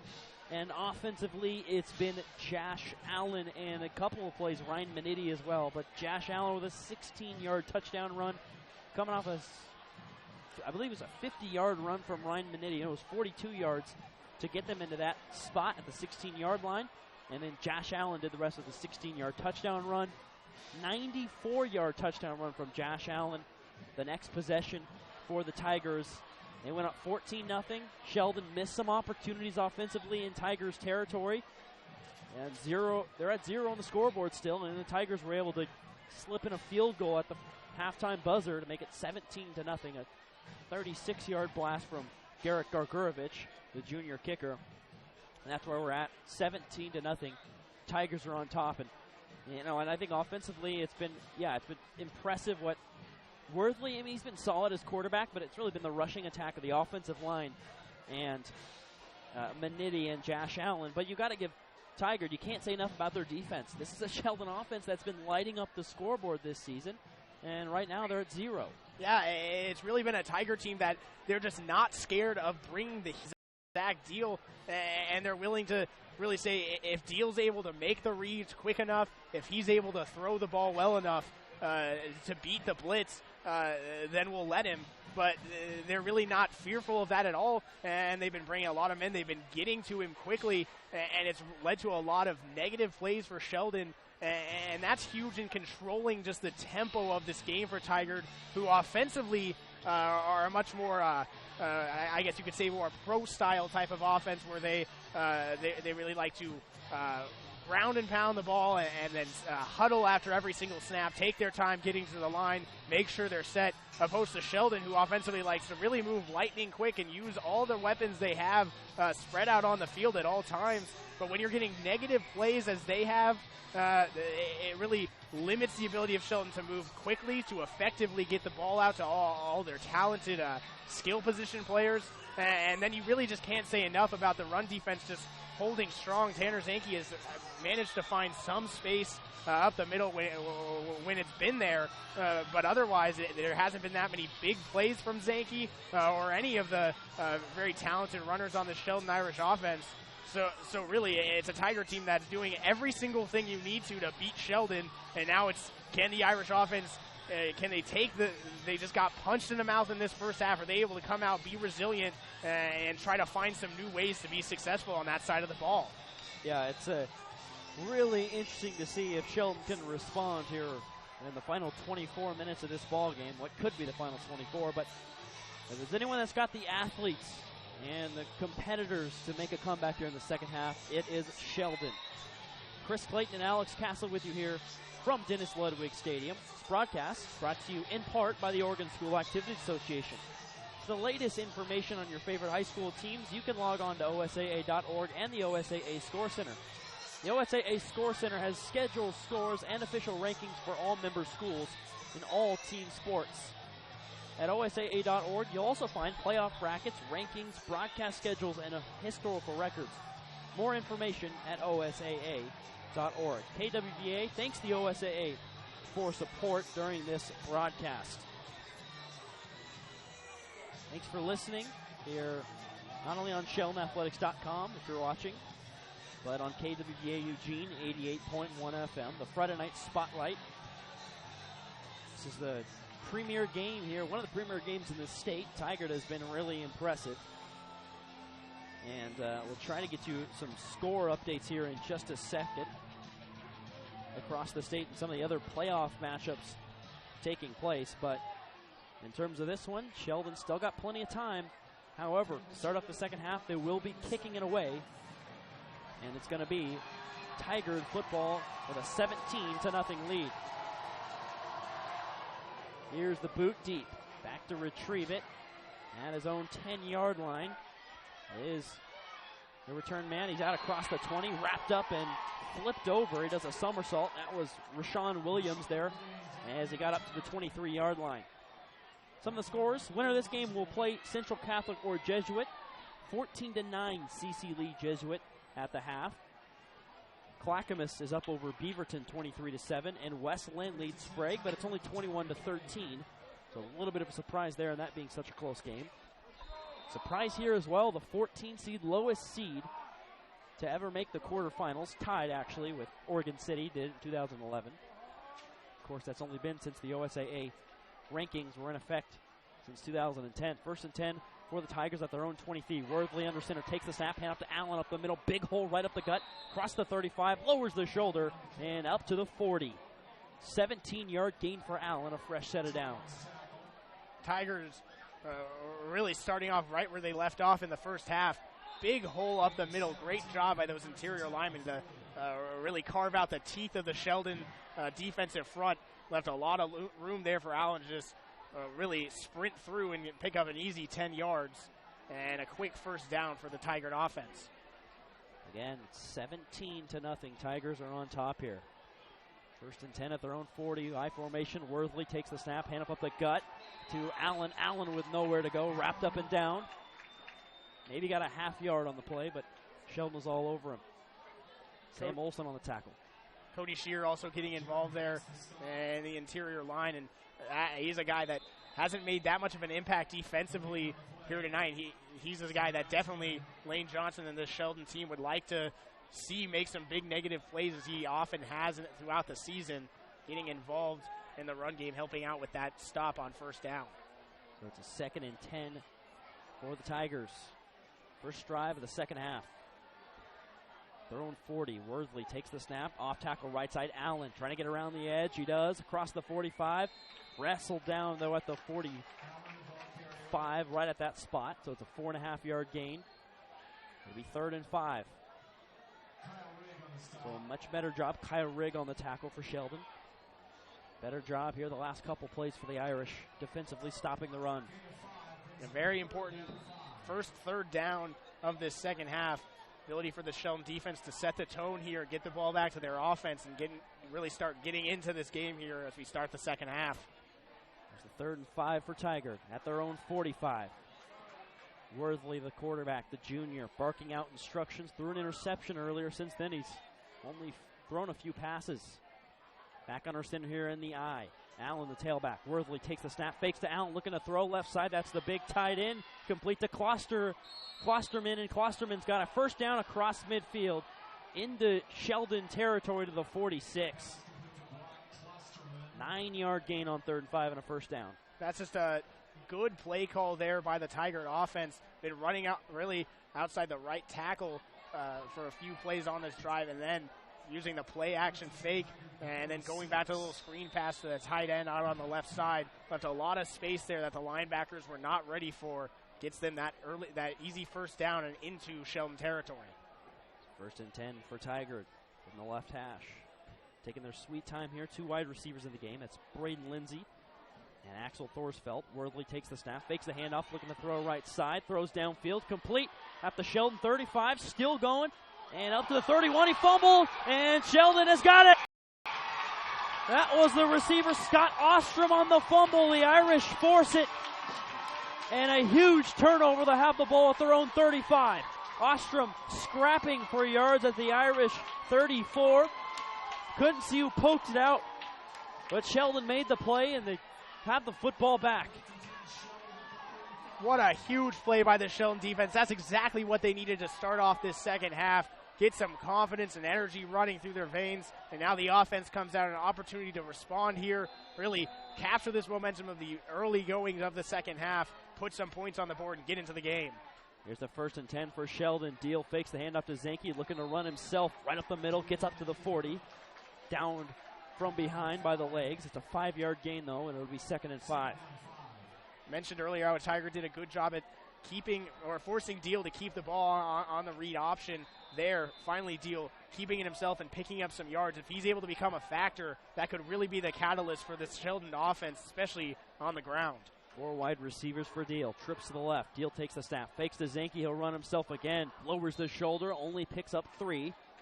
Makes it a manageable 3rd and 2 up to the 43-yard line. It's important here that Sheldon is picking up positive yardage on each of these runs, allowing them to keep their tempo up, keep the Tiger defense back on their heels, just keep running the ball downhill, try to pick up this first down here on a 3rd and short. At their own 43, 8:45 left in the third. Tigard leads 17-0. Deal takes the snap. He'll throw left side. A hitch route complete. Breaks a tackle across midfield. Jared Brabham up to the Tigard 44 before he's taken down from behind. Brabham evades the tackle beautifully and ultimately gets a 13-yard pickup on the play. Like the balance here offensively for Sheldon, using the running attack to pick up, or make it a 3rd and short there rather, and then using a pick up the first down. Nice job. Deal takes the snap on 1st and 10, hand off to Zanke right side on a sweep, and he's hit in the backfield, taken down. Loss of 2, back to the 46. Brock Klosterman, excuse me. Beautiful job there chasing down Zanke. Not an easy task. And picking up the tackle for loss. Credit Axel Thorsfeld coming in as fast as he possibly could from the secondary, bearing down on Zanke and forcing him to cut inside, letting the Tiger defense really bring him down there for a loss. There's the 2nd and 11, trips to the left. Deal takes the snap. He's looking to throw a 7-step drop here. Bombs it downfield, one-on-one coverage, and that's incomplete inside the Tiger 20. Trying to hit Jared Brabham, and Zane Woodard there in coverage with a nice hit, timed it perfectly as Brabham fully extended his body trying to make the grab. Really nice timing there. Really, that's a play that often defenders can come a little bit early and get called for a pass interference. Good timing there, able to break up the play. But really, missed opportunity there by Sheldon. Could have been a huge play for them, and instead, 3rd and long in an obvious passing situation, exactly where the Tiger defense wants Zach Deal. 3rd and 11, Deal takes the snap, fakes his Zanke rolling out left side. He's pressured, looking to throw. Now he'll take off and run to the 45, inside the 40, shoved out of bounds to the Tigard. They mark him actually right at the 40, so it's a roughly 6-yard pickup. And it will be a 3rd, make it 4th and 6. So it's decision time for the Irish, and it looks like their offense is going for it. Huge 4th down here. 17-0 Tigers, 7:39 left in the third. The Irish have a 4th and 6 at the Tiger 40. Trips to the right for Deal. He takes the snap, rolls out right side. Looking to throw. He has time, steps up in the pocket. Now he'll throw it down the right sideline. Underthrown, incomplete. Another turnover on downs. Tiger takes over their defense with a masterful performance, and it continues there. Really just too easy of a play call for this Tiger team to really expect there. Basically ran the exact same play to Sheldon on the 3rd down, letting Deal drop back and roll out and look for men cutting across the field. And really, Tiger had it covered on the 3rd down play. 4th down play, saw it coming as well, doing a great job of keeping with their men, chasing them all the way sideline to sideline. No room for Deal to get the pass off, and still, once again, good pressure up front by the Tiger defensive front. They bent a little bit there, but didn't break and get the ball back. 1st and 10 for Tiger at their own 40. Worthley takes the snap, a delayed handoff to Allen up the gut. Allen wrapped up and down at the line of scrimmage. Maybe a half-yard gain for him. It'll be 2nd and 9. I mean, the Sheldon defense is still playing hard here. Stepping up, making plays, gang tackling. Irish offense just can't get anything going. 2nd and 9 here for the Tigers. At their own 41, Worthley takes the snap. Toss play right side to Manetti. Manetti cuts it upfield across the 45 and gang tackled at the 48. A 7-yard gain. It will be 3rd and 2. We've heard this story before. 3rd and short. And not so bold prediction. Probably going to be right down the gut here to Josh Allen. You have to think with Sheldon knowing it's coming, you've got to find a way, bring pressure up the middle. You've got to find a way to get that push and try to stop this 3rd down, get the ball back to your offense. Ball already near midfield after going for it on 4th down. Not a lot of room to work with here if you're this defense. You don't want to give anything else to this Tiger team already facing a 17-point deficit. Worthley takes the snap to Manetti up the gut. 1st down across midfield to the 49. It wasn't Allen, it was Manetti, but it worked just the same. 3-yard gain on 3rd and 2. fresh set of downs. The Tigers moving into Sheldon territory. That's perhaps the most impressive thing about this Tigard offense is the fact that those two backs, Allen and Manitti, have really been interchangeable. Allen obviously has had the 2 big touchdown runs and has by far looked the more impressive, but Manitti, just a guy that you can still hand the ball off to and you know that he's going to do his job. 1st and 10, Worthley takes a snap, toss play left side to Allen. Allen taken down by the legs from behind. He got 4 yards up to the 45. It'll be 2nd and 6. There comes a point in this game where time is going to become a factor for Sheldon. Down to 5:45 left and counting in the 3rd. 17-0, Tigers on top. They got to come up with some plays here. They already forced a fumble this half, and the offense couldn't do anything with it. Credit the Tiger defense. Craig Ruker doing a phenomenal job with his team defensively. 2nd and 6. Worthley under center. Takes a snap. Hand up to Allen up the gut. Allen breaks it. Tackle. Cuts it upfield. Got up to the 42. It's a 3-yard gain. And it will be another 3rd and short. This time 3rd and 3 at the Sheldon 42-yard line.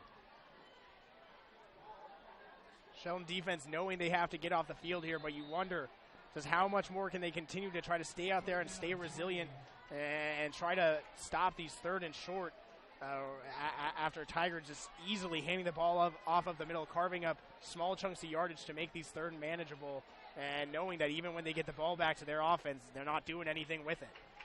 Here's the 3rd and 3. Worthley under center, single back set. It's Manitti. Worthley takes a snap, hand off to Manitti. He gets up to the 40, close to a first. Sheldon thinks they have the stop here, but it's going to be really close. Already being marked a 4th down. He's short. 4th and about a half yard on the way here for the Tigers. So the Sheldon defense steps up, puts them in a 4th down situation. Well, we've seen it before. Ruker has full confidence in his front 5 on the offensive line to pound it right up the gut. And I think that's what's going to happen here. They're going for it. Ruker knows this can be a major turning point here in the game. This could really shift all the momentum to Tigard and really deflate this Sheldon team if they're able to pick up, once again, a 4th and short. Here's a 4th and 1, quick snap. Worthley tosses to Manitti. Manitti's got enough for a 1st down. And, well, it depends on the spot here. Sheldon with a nice hit at the line of scrimmage. Based on the spot, though, I think he got it. They gave him forward progress to about the 40.5, or the 39.5. They might have to measure this. The official's eyeing it to the sideline. I apologize. I thought Manitti had it, but Sheldon got the stop. Turnover on downs. The defense holds strong again. Sheldon's offense will take the field. 3:53 left in the 3rd. Still down 17-0. My goodness, you've got to give the Sheldon defense credit. And this is the moment right here where the Sheldon offense has to deliver. Defense has generated a turnover, and then here, standing strong, 3rd and short, and then a 4th and short. This defense is doing everything it can to try to help out the offense. Zach Deal and Tanner Zanke, they need to go out there and do something now for Sheldon. 1st and 10 for Sheldon at their own 40. Deal takes the snap, fakes the handoff to Zanke. Now looking to throw downfield. He's got Zanke wide open, incomplete. At the Tigard 40, Zanke stopped running. Deal put a little too much on it, but Zanke stopped running, and it's incomplete. Big play opportunity miss there for Sheldon. He was wide open. You can just see some of the self-doubt out there in some of these players offensively right now. This is a Tiger defense that's been frustrating them all night, and there, what should have been an easy pitch and catch for a big play just comes up short for Sheldon. 2nd and 10, Deal takes the snap, throws out right side to Brabham on a quick screen, trying to get a Brock. Breaks a tackle at the 45 to midfield, breaks another, stumbles down to the Tiger 41. How about the effort there from Jared Brabham? An injured Tiger is down at about midfield, holding his left leg. And that is not looking good. He looks like he's in a lot of pain. Axel Thorsfeldt, the senior. Not a big guy, but such a tough player. He's played a fantastic game defensively. 1st and 10 for Sheldon, up to the Tigard 42. 3:37 left in the 3rd. And Sheldon's quick pace on that drive will be stalled here momentarily because of the injured Thorsfeldt. How about the game from Jared Brabham, though? Tigers defense has done a great job at really taking away most of the primary weapons for the Sheldon offense, but a guy like Brabham stepping up, I believe that's now his 5th reception, He's been a guy that's been all over the place and has been putting in that effort there, breaking a few tackles and stumbling forward for a big first down, trying to do everything he can to energize his offense. Here's the 1st and 10. Thorsfeldt helped off gingerly. 4 wideouts for the Irish. Deal takes the snap. Hand up to Zanke right side. Cuts it upfield. Got a 3-yard gain. Dragged down by Jared Stewart, the senior. 3-yard pickup for Zanke to the Tigard 39-yard line. 2nd and 7 on the way. Sheldon showing tempo here. Deal takes the snap. Rolls out left side. He'll stop. Throw downfield. Got a man underthrown. Incomplete. Had Brabham open down the left sideline at the 20, and Deal facing some pressure just did not put nearly enough on that ball. Just again, another situation where he doesn't have enough time to throw. The Sheldon offensive line has been so great for really the majority of the season, and here just what has looked like an awful effort from them, and just a great job by Tigard, play after play, finding a way to get into the backfield and disrupt Deal there, forcing the incompletion, and now a 3rd and long. 3rd and 7 for the Irish at the Tigard 39. Right hash, trips to the left. Deal takes the snap, drops back, got a screen set up, complete to Zanke. Zanke hit immediately down in the backfield. Loss of a yard. Nowhere to go. Braden Lindsay all over it. Honorable mention All-State last year as a defensive back. First team All-Conference as a wide receiver and defensive back. What an athlete, what a play. Loss of about 2, back to the 41. 4th and 9, and the Irish are going for it. Gonna have to here. Situation where it is kind of desperation mode offensively for Sheldon. Haven't been able to put up any points, and with the way Tigard's able to run the ball and really control it, you have to think there's not as much time on the clock as they would really want. Got to go for it here. In the left hash, Deal takes the snap, drops back, heavy blitz, pressure, sack, behind midfield, down to the 49. Tigard gets another turnover on downs. That time it was Justin Lyons. Big loss, and the Irish here continuing to let this one slip away. 17-0, 2:08 left in the 3rd. You know, I've mentioned it time after time tonight about just the pressure Deal's been under, but it's not even normal pressure that the quarterbacks usually have to go through. It just seems like basically on every other play, immediately after the snap, Tigard is jumping off the ball so much quicker than the Sheldon offensive line, and they're immediately getting a push. It's really, it's making so Sheldon's offensive plays can't develop whatsoever. It's completely taking them out of rhythm and resulting in a lot of negative plays just like that. 1st and 10 for Tigard at the Sheldon 49. Under center, Worthley hands off to Allen. Allen bounces off the pile, trying to keep going, but Shear holds on to his legs beautifully. A 3-yard gain up to the 46. It'll be 2nd and 7. Still, even on that play, Josh Allen got stood up, met a lot of contact, still finds a way to fall forward for that extra yard. That's just a different type of back that he is. So strong, so powerful, really able to just extend his arms and really no matter who's holding him down, and gain some extra yards with it. 2nd and 7 for Tigard at the Sheldon 46. Some defense chants coming from the crowd. They've played well. It's been the offense that has come up with a goose egg for Sheldon. 2nd and 7, Worthley takes a snap. Quick throw left side, complete out of the backfield. Lindsay gets a block. 1st down and more across the 40, inside the 35, pushed out at the 33. Lindsay there picks up 13 on the quick screen, his first touch of the game. And Tigers now with a fresh set of downs. Officially spotted at the 34. It's a 12-yard pickup. So many weapons, so many options. Sheldon really stuffing the middle, so they go out to one of their best athletes, Lindsay, on the screen. Really a moment where you have to wonder where the motivation level is at with this Sheldon defense. They've seen their offense coming up flat, and there's really nothing they can do here but just hope to continue to hold, but it's got to be getting difficult and frustrating. 1st and 10, Worthley takes the snap, hand off to Allen off tackle right side, and he is stuffed, gain of a yard. Sheldon's defensive front playing really well against the run here this second half. It'll be 2nd and 9 now for the Tigers. Minute left in the 3rd, 17-0. The number 14 seed Tigers could be the first 14 seed to ever make the semifinals. Of course, since The OSAA rankings were put into place in 2010. 2nd and 9 for the Tigers. 45 seconds left in the quarter. From the middle hash here, Worthley takes a snap, fakes the handoff, looking to throw downfield. He's pressured, incomplete, off the hands of his wideout. Hit by Deal as he threw that one. That stops the clock. He's looking to hit Thorsfeld downfield, who laid out for it, couldn't make the grab. And it'll be 3rd and 9. And I think Thorsfeld is cramping out at the Sheldon 18-yard line. 38 seconds, clock stops momentarily. Sheldon defense putting Tigard here in an obvious passing situation, which could produce a stop.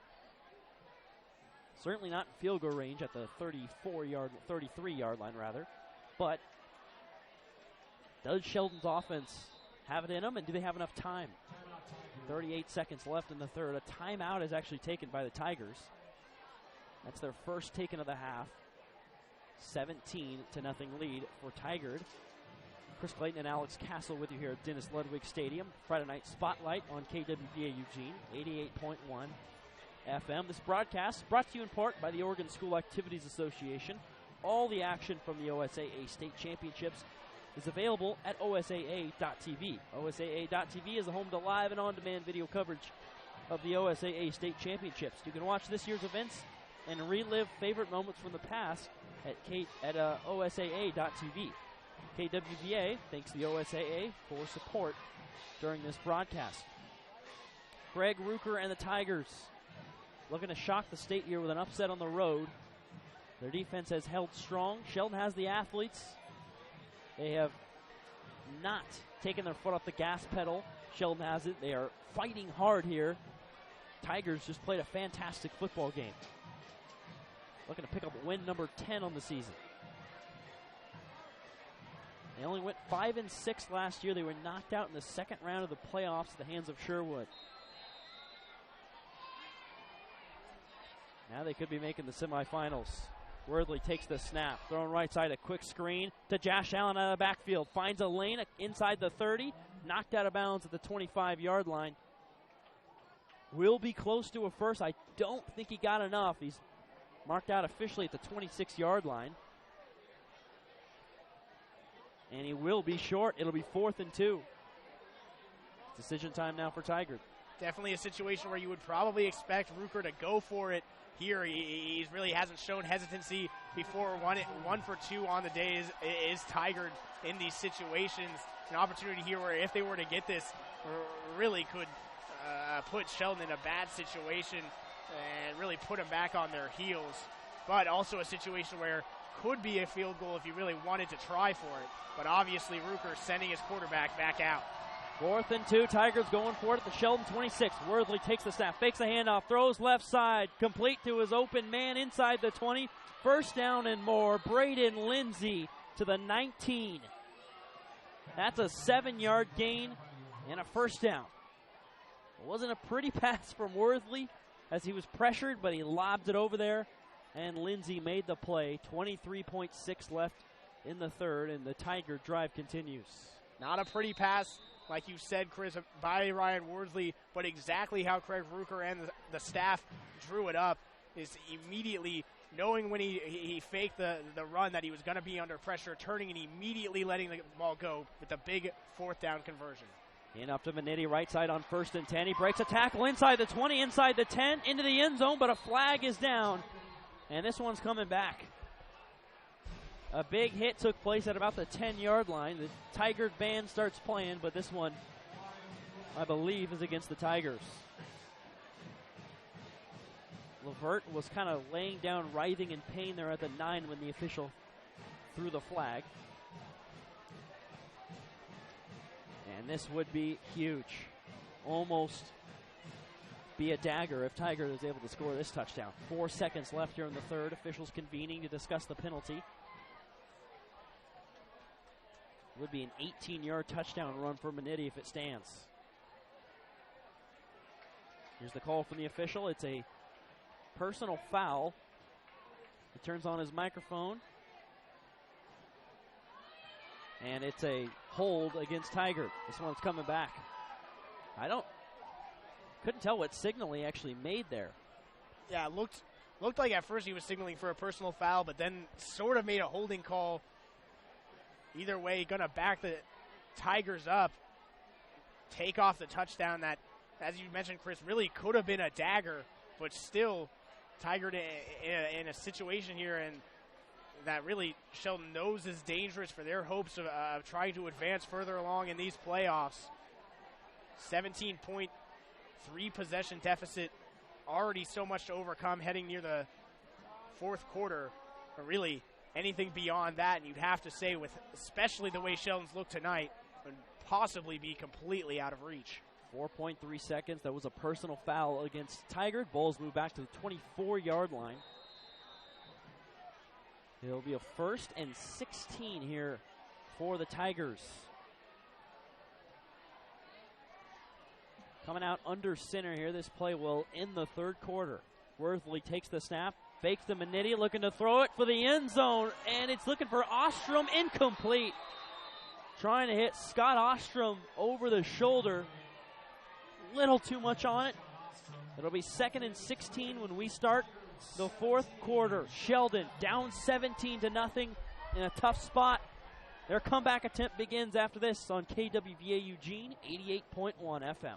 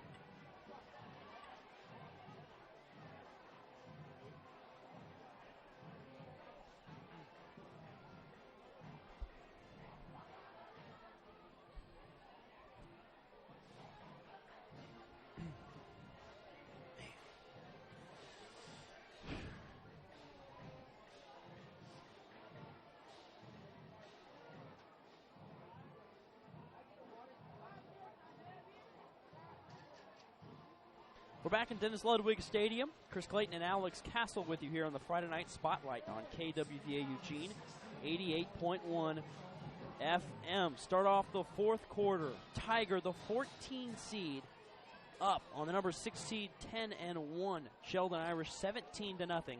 It's a 2nd and 16 for Tigard at the Sheldon 25-yard line. Worthley takes a snap, hand up to Minetti left side. Minetti strung out, hit down in the backfield, nowhere to go. Back to the 26, a loss of a yard. It'll be 3rd and 17. Sheldon here facing a big obstacle of a 17-point deficit to start this fourth quarter, but that's a good way to start it off. Big stop there to bring up a 3rd and long, and a situation here where Sheldon can try to really either force another 4th down or perhaps even a punt and get the ball back to the offense, which really is where they need the ball at this point, and have to try to just limit all the damage they can from Tigard's offense.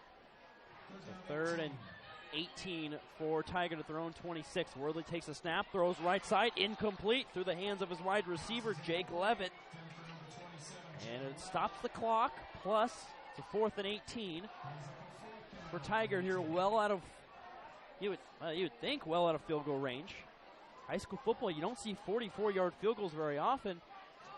That's exactly what Tigard's going to do here. Got ourselves a 40. See, let's get the official spot here on where the holder, Michael Quintana, the backup quarterback, lines up. This is a 43-yard field goal attempt. Garrett Gargurovich nailed a 36-yarder to end the first half.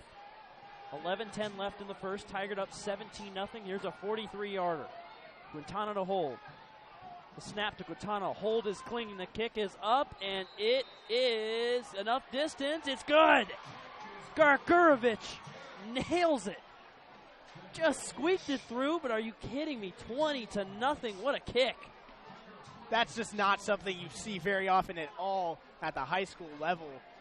just 40-yard plus kick from anybody is astounding, but the way he's able to get that done adds 3 points to the lead. Maybe not a huge difference in the game, especially going up against a Sheldon team that really hasn't even successfully kicked a field goal all season long, but nonetheless, 20-point lead now for this Tiger team, and just another play that's going to demoralize the Sheldon team more.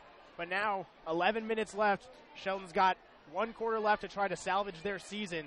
They're going to get the ball back offensively, and you know that they've just got to try to find some way to make some big plays start happening. Yeah, the big thing there, as you said, still a 3-possession ball game.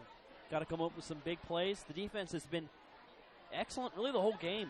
I mean, this half they've only allowed 3 points, and 20 points for your defense against a Tigard offense that's averaging over 42, you'll take it. But I don't think Lane Johnson would have ever guessed his offense would have a goose egg here early in the fourth. Gergurovich having a stellar game, will kick it deep. Boots it away, back to receive is Zanke. It's a low kick, bounces at the 5, and takes a bounce into the end zone. That one almost went out of bounds at the 1 for a penalty there, but Gergurovich, what was I thinking? That's a touchback, beautifully done. Sheldon have the ball with a 1st and 10 here at their own 20-yard line. Now with 11 minutes left, and the way Tigard's been just so good at able to really carve time off the clock, have to think that Sheldon's going to need some big plays here. Can't really use the running game too much. Have to find a way to move fast and get points up there as quick as possible. Just inch their way closer into this and hope something can happen here in the fourth quarter. Sheldon has all 3 timeouts, 11 minutes, 10 seconds, and a 20-point deficit in front of him. Deal takes the snap on 1st and 10, fakes the Zanke, looking to run up the middle, nowhere to go, botted up, fights forward, got to the 22. Tigard's defense, I mean, this will go down in Tigard high school history. If they can come into Sheldon High School on the road and pitch a shutout, are you kidding me? What a performance. This group, in terms of stature, they're not huge, but they play so disciplined and so well. 2nd and 8, Deal takes the snap, quick screen out left side, Olsen got blockers in front, across the 40, cut back, lowers the shoulder, up to the 47-yard line, make it the 46. 24-yard gain. I thought that could have been more, but just didn't pick up one more block there. If he would have, he probably would have taken that all the way. That'll work, though, a 25-yard gain. And a fresh set of downs for the Irish. From the left hash here, trips to the right. Deal takes the snap, fakes the handoff, another quick screen to Brabham. Brabham gets a block, across the 45, breaks a tackle, and he stumbles and is down at the 48-yard line. Only got 2. Really nice tackle there. Trying to see who that was. That's a great play by Spencer Smith. He was being blocked. He shed the block and took out the legs of Brabham. Give him 3 yards officially. 2nd and 7. 10 minutes left in this ball game. 20-0 Tigard on top. Deal takes the snap, fakes the handoff, fakes run. Now looking to throw, rolling out right side. Sacked in the backfield, back to the 41. That is an 8-yard loss. Nowhere to go for Deal. The offensive line just imploded on him. They officially mark him at the 42. And now it is 3rd and 15. 9:28 left in this ball game. You're the Irish here. You have to think of the 4th down play coming after. Don't go for it. All the yardage right now. Think of the play you can call after. Just try to make it a more manageable 4th down on this play. Trips to the left for Deal. He takes the snap. He rolls that way. Throws it downfield. That's complete inside the Tigard 45. Brabham takes a huge hit. Held on. He's spotted at the 43.5, and he's got just enough for a 1st down. He gets an ovation from the crowd. That is toughness. He took a massive hit in the air and held on to the football. What a play by Brabham. That's exactly what Sheldon needs right now. They need players to just go out there and make big plays. Gets the ball delivered perfectly to him by Deal. A great strike over to the left side, but met immediately. Just a great job to hang on to it and get a big 1st down. 1st and 10 for Sheldon at the Tigard 43. Deal takes the snap, quick screen out right side to Patrick Herbert. Herbert hit at the line of scrimmage, nowhere to go. Wrapped up and down by Brock Klosterman. Second team all TRL last season as the inside linebacker for this Tigers team. Gotta think he's getting first team selection this year. My goodness, he has been excellent. One of the many Tiger defenders that has stood out in this ball game. There's a 2nd and 10 for the Irish at the Tigard 43. 8:22 and counting left.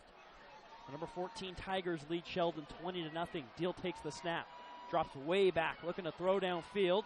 Guns it, and it's a big hit. Complete to Riera. He spins off. Thrown down at the 41-yard line. A flag on the play. And Riera took a huge hit. He's down. He takes his helmet off. Took a massive shot to the ribs. Gotta hope he's okay.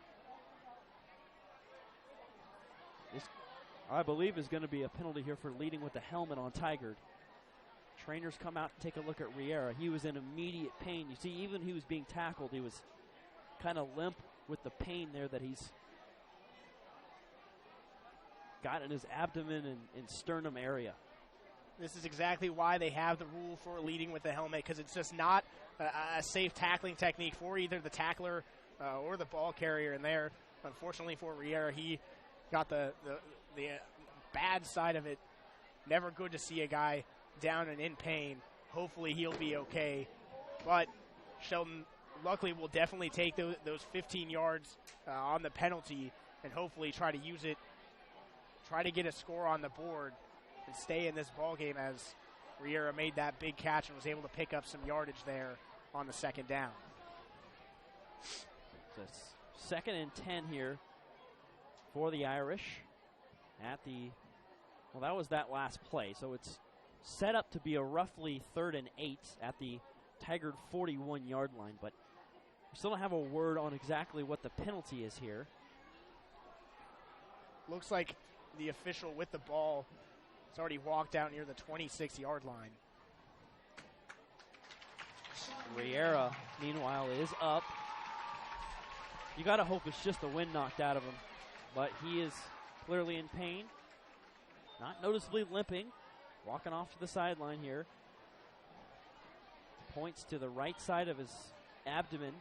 Hopefully he is okay, and trainer will look at him. But as you said, Alex, ball marched all the way up to the, see what the official spot is? It is the 26-yard line. Fresh set of downs for the Irish.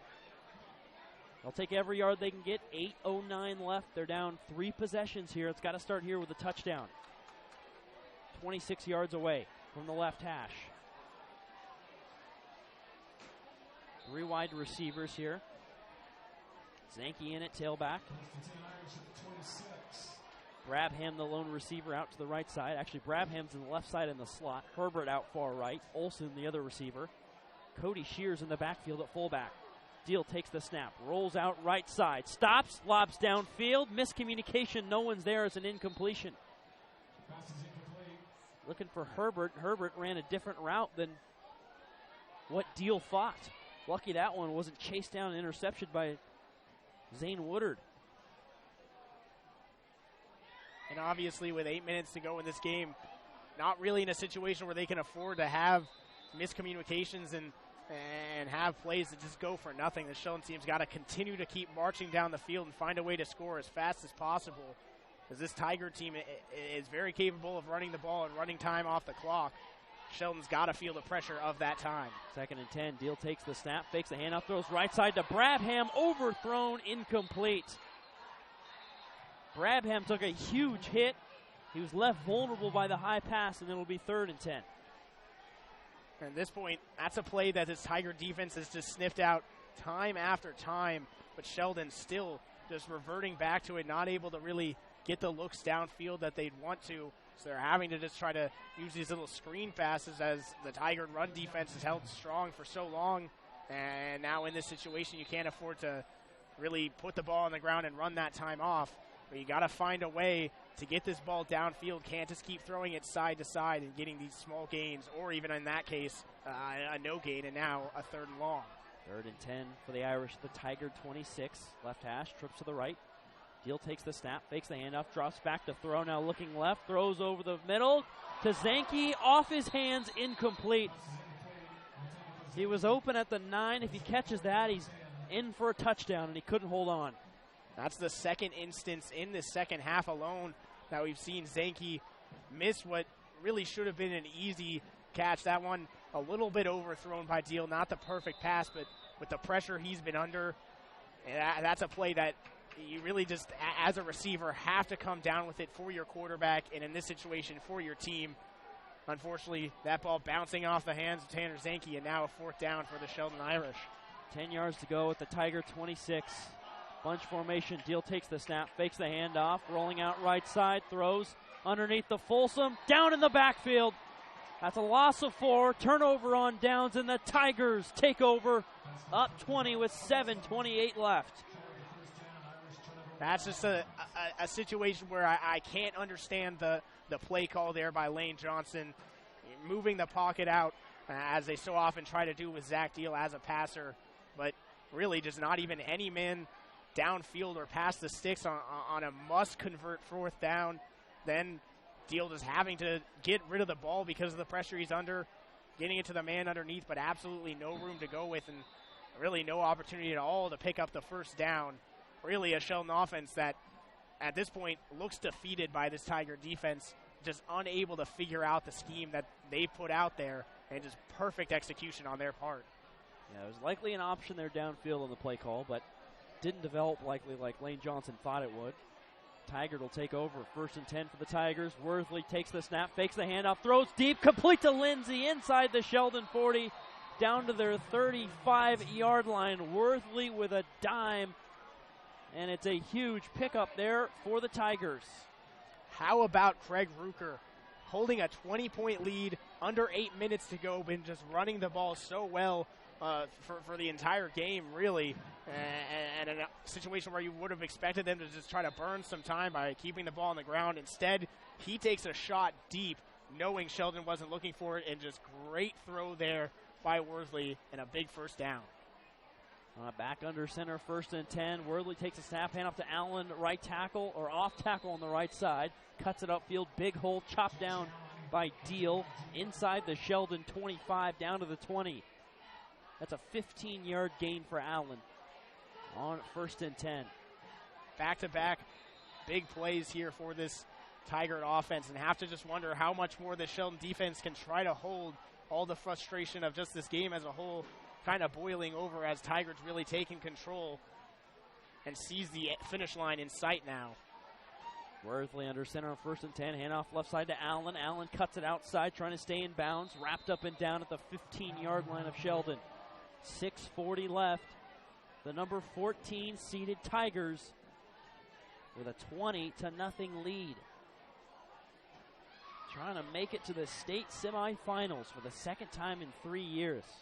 A couple of the powerhouses in the state of Oregon. Sheldon hasn't missed the playoffs since 1998. Tigard hasn't missed it since 1997. It's 2 of the best, and the Tigers look like they're going to come out on top here unless a real miracle takes place. Still 3 timeouts for Sheldon. 6:08 left. 2nd and 5 for the Tigers at the Sheldon 15-yard line. Hand off to Allen here on 2nd and 5. He's down to near the line of scrimmage. Nice play by Banks to take out the leg of Allen. But he got down to the 14. It'll be 3rd and 3. Down to 5:48 left. The team that lost Connor Christ, one of the top linemen in the state, playing in Eastern Washington right now. A couple of other, or rather 7 other all-conference players. They returned Braden Lindsay, who was all-state, and 6 all-conference performers. And they've taken this team to new heights. 3rd and 3. Hand off to Allen. Allen gets a 1st down and more. Down inside the Sheldon 10 to the 8-yard line. Just torching them right down the middle here. A 6-yard gain on 3rd and 3. Tigard's offensive line just continuing to overpower the Sheldon defensive front, something that really came as a surprise from the beginning of the game, that they were able to consistently get that push of 3 to 4 yards. And there, another situation where a 3rd and short, a situation where Sheldon knew they had an opportunity to try to force a 4th down and get the ball back, but this Tigard offense not slowing down at all, easily just feeling confident and handing the ball off and letting those big men up front open up holes for these two talented running backs that they have on their roster. They have a 1st and goal from the Sheldon 8 under 5 minutes. Worthley takes a snap, hand off to Allen. Allen inside the 5, drives the legs in a crowd. Did he get in? He is marked just short, half yard short. It will be 2nd and goal from inside the 1. 4:35 and counting. Allen with 2 rushing touchdowns. It's the only 2 touchdowns of the game. 2 field goals from Garrett Gargurovich for Tigard. Sheldon miraculously has not reached the end zone today. Their season low was 20 points at South Medford back in October. Outside of that, their low was 35. What a performance from Craig Ruker's Tigers out of the Three Rivers League. Here's a 2nd and goal from inside the 1. Worthley under center. Single back set. Allen, the lone back there. Lindsay coming in motion. Worthley, handoff to Allen. Allen makes a juke move and jogs in for a touchdown. His 3rd rushing touchdown, 25th of the season, and it's 26-0 Tigers with under 4 left in this ball game.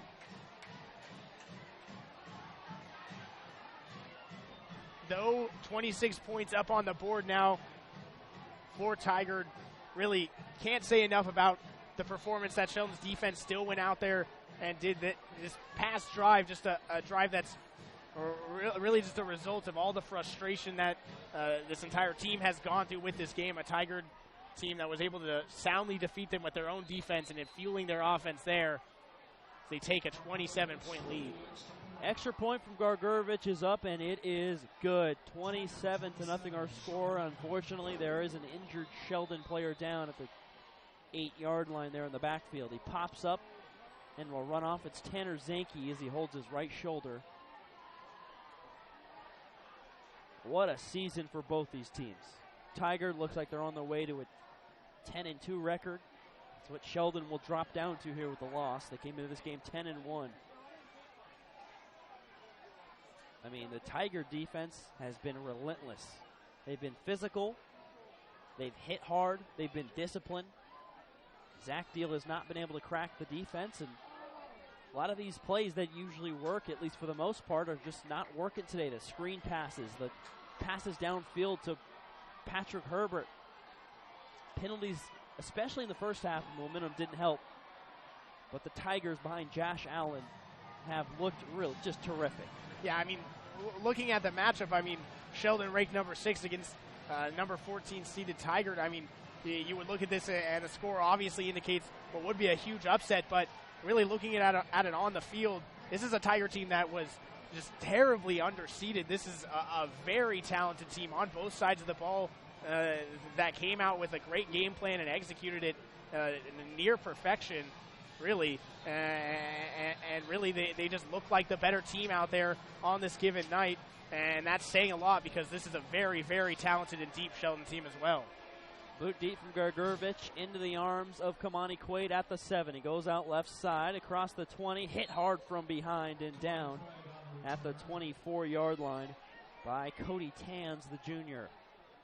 And now Quaid is down, injured at the 25.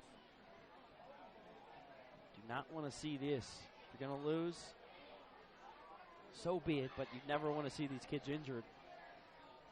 Just adding on to the disappointment of their season potentially coming to an end here.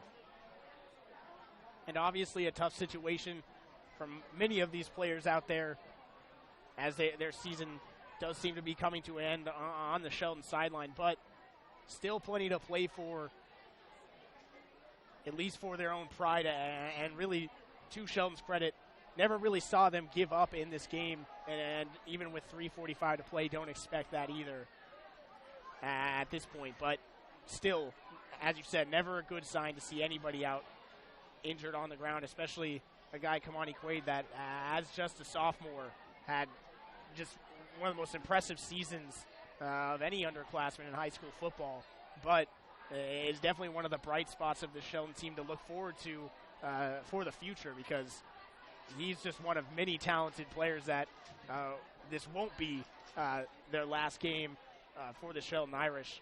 Lots of younger players that will continue to contribute and have to hope Kamani Quaid will be okay as he's still down on the field at the moment. And he's one of those young guys, as you mentioned, 12 interceptions this season. Just a sophomore. Didn't play any varsity football last year, and he was selected to be second team all-conference as a defensive back, which I take issue with. You intercept double-digit passes.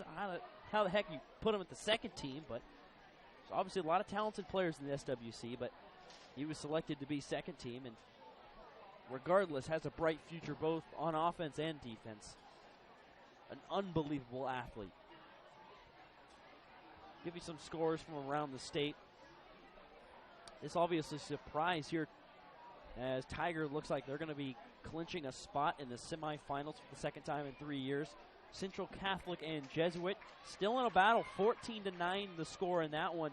Jesuit beat CC handily earlier this season. Quaid is up and walking off the field, which is a great sign. As I said, 14-9 lead, and now we have an update, 21-9. Central Catholic lead Jesuit with just under 3 minutes left. It looks like it's going to be CC and Tigard next round. A couple other scores, Clackamas up over Beaverton, 29-14. And West Lynn leads Sprague, 35-13. So those scores hold the state semifinals. Some familiar teams, West Lynn, Clackamas, Tigard, and Central Catholic. Sheldon has the ball here, 3:45 left. Down 27-0. From the left hash, trip to the right for Deal. Zanke the tailback. Deal takes the snap, pressured immediately, pump fakes, rolls out right side, throws. It's a completion to Herbert. Herbert reverses field, gets a block out across the 30, lowers the boom on the stiff arm up to the 35. My goodness, Patrick Herbert displaying some sheer power there on that one. That is a 10-yard gain. Cody Shear also with some really nice downfield blocking. Under 3:20 left. That's another guy. Patrick Herbert's back. He's only a sophomore. He's going to be big time for this team. Jaron Banks, the team's leading tackler with 125 tackles coming into this one's back. 2.5 yard. Deal takes the snap. Quick throw out left side to Herbert again. Herbert across the 40. Lowers the shoulder. Shoved out of bounds at the 42. And it was marked just short, by the way, the previous play for first down. That was 2nd and 1, and he got 8 yards and a first down.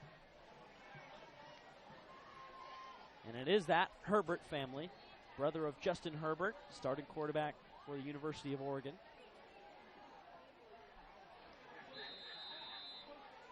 2:58, clock stops momentarily. Sheldon just trying to get a score. You don't want to leave this game with a 0 on the scoreboard, especially an offense as prolific as theirs.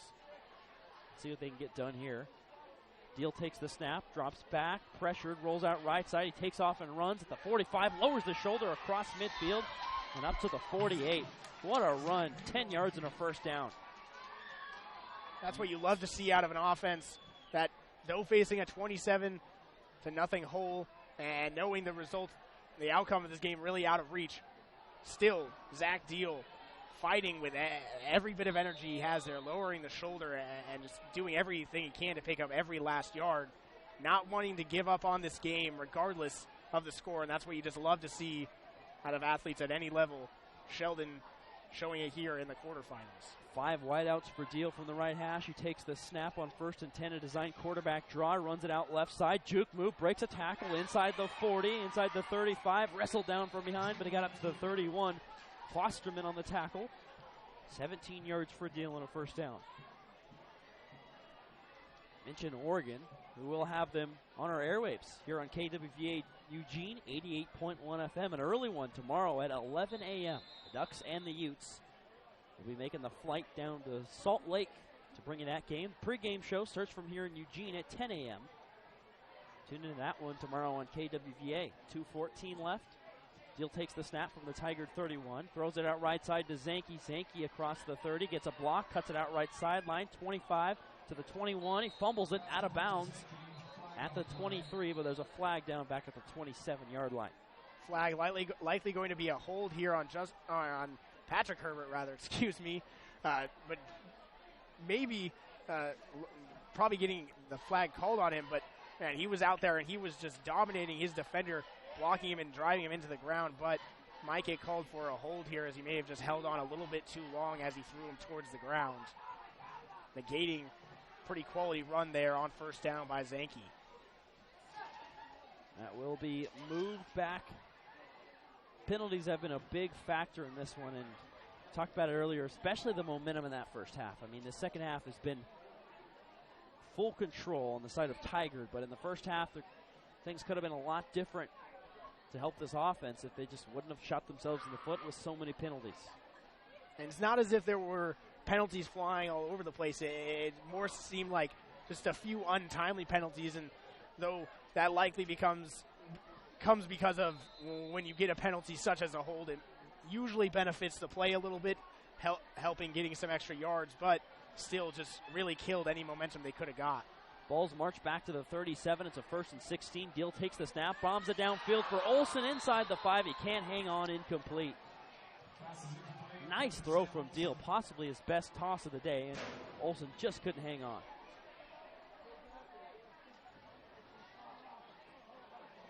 Minute 58 left here in this ball game. 27-0 our score. Tigard on top. Chris Clayton and Alex Castle with you here on KWBA Eugene, 88.1 FM. When this game is over, still going to have about 30 minutes, 25 minutes or so left of Friday Night Spotlight.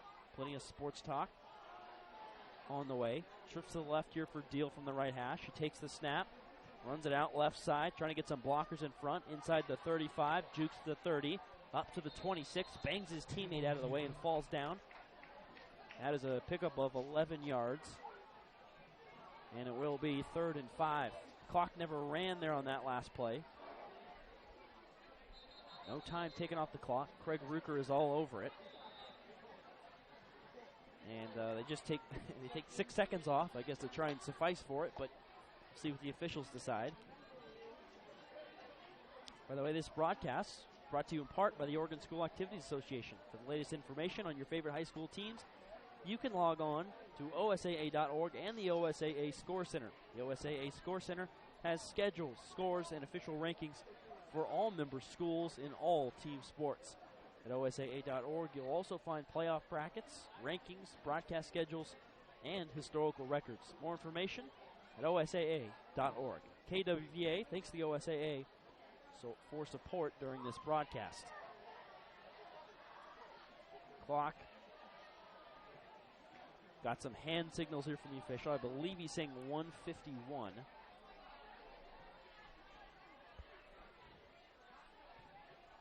Tough to tell. I think that's what the scoreboard operators are saying.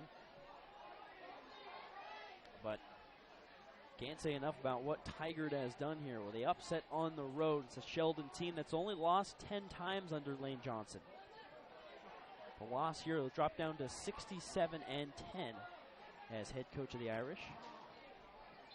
Those losses are to no slouches. Give you that in a second. 3rd and 6 here for Deal. He rolls out left side, throws, complete left sideline to Olsen. First down to the 17 as he's wrapped up. A 10-yard gain. Really nice throw in rhythm there by Deal. Down to a minute 29 left on the clock. But under Lane Johnson, the only losses for Sheldon are the state championship game in 2011. They didn't lose a single game in 2012. In 2013, a little bit of a down year, lost to Central Catholic on the road at North Medford, and in the quarterfinals to Canby. Deal takes the snap here on 1st and 10. Hand off to Zanke right side. Zanke's taken down to the backfield, back to the 20. That was actually Deal, on the keeper. Lost 3 yards. 2014, they lost to Grants Pass in the state semifinal against Central Catholic. Last season, they lost to Jesuit twice, the eventual state champ. This year, their only losses are to the number 3 seed South Medford and to Tigard here in the quarters. 2nd and 13, Deal takes the snap, lobs out right side to Folsom on the screen, shows the speed, gets a block inside the 10, down to the 5, 45 seconds left, make it 44. Irish going to race up here and try to get another play off, but it just shows you those losses. Lane Johnson's team, you have to beat them. They rarely beat themselves, and I think that's what Tigard has done today. Yes, some mistakes from Sheldon, and the entire scoreboard just turned off momentarily. There it is, just reset. But That's the thing. I mean, Sheldon's going to be disappointed, but it's all credit goes to the Tigard and their performance here in Eugene.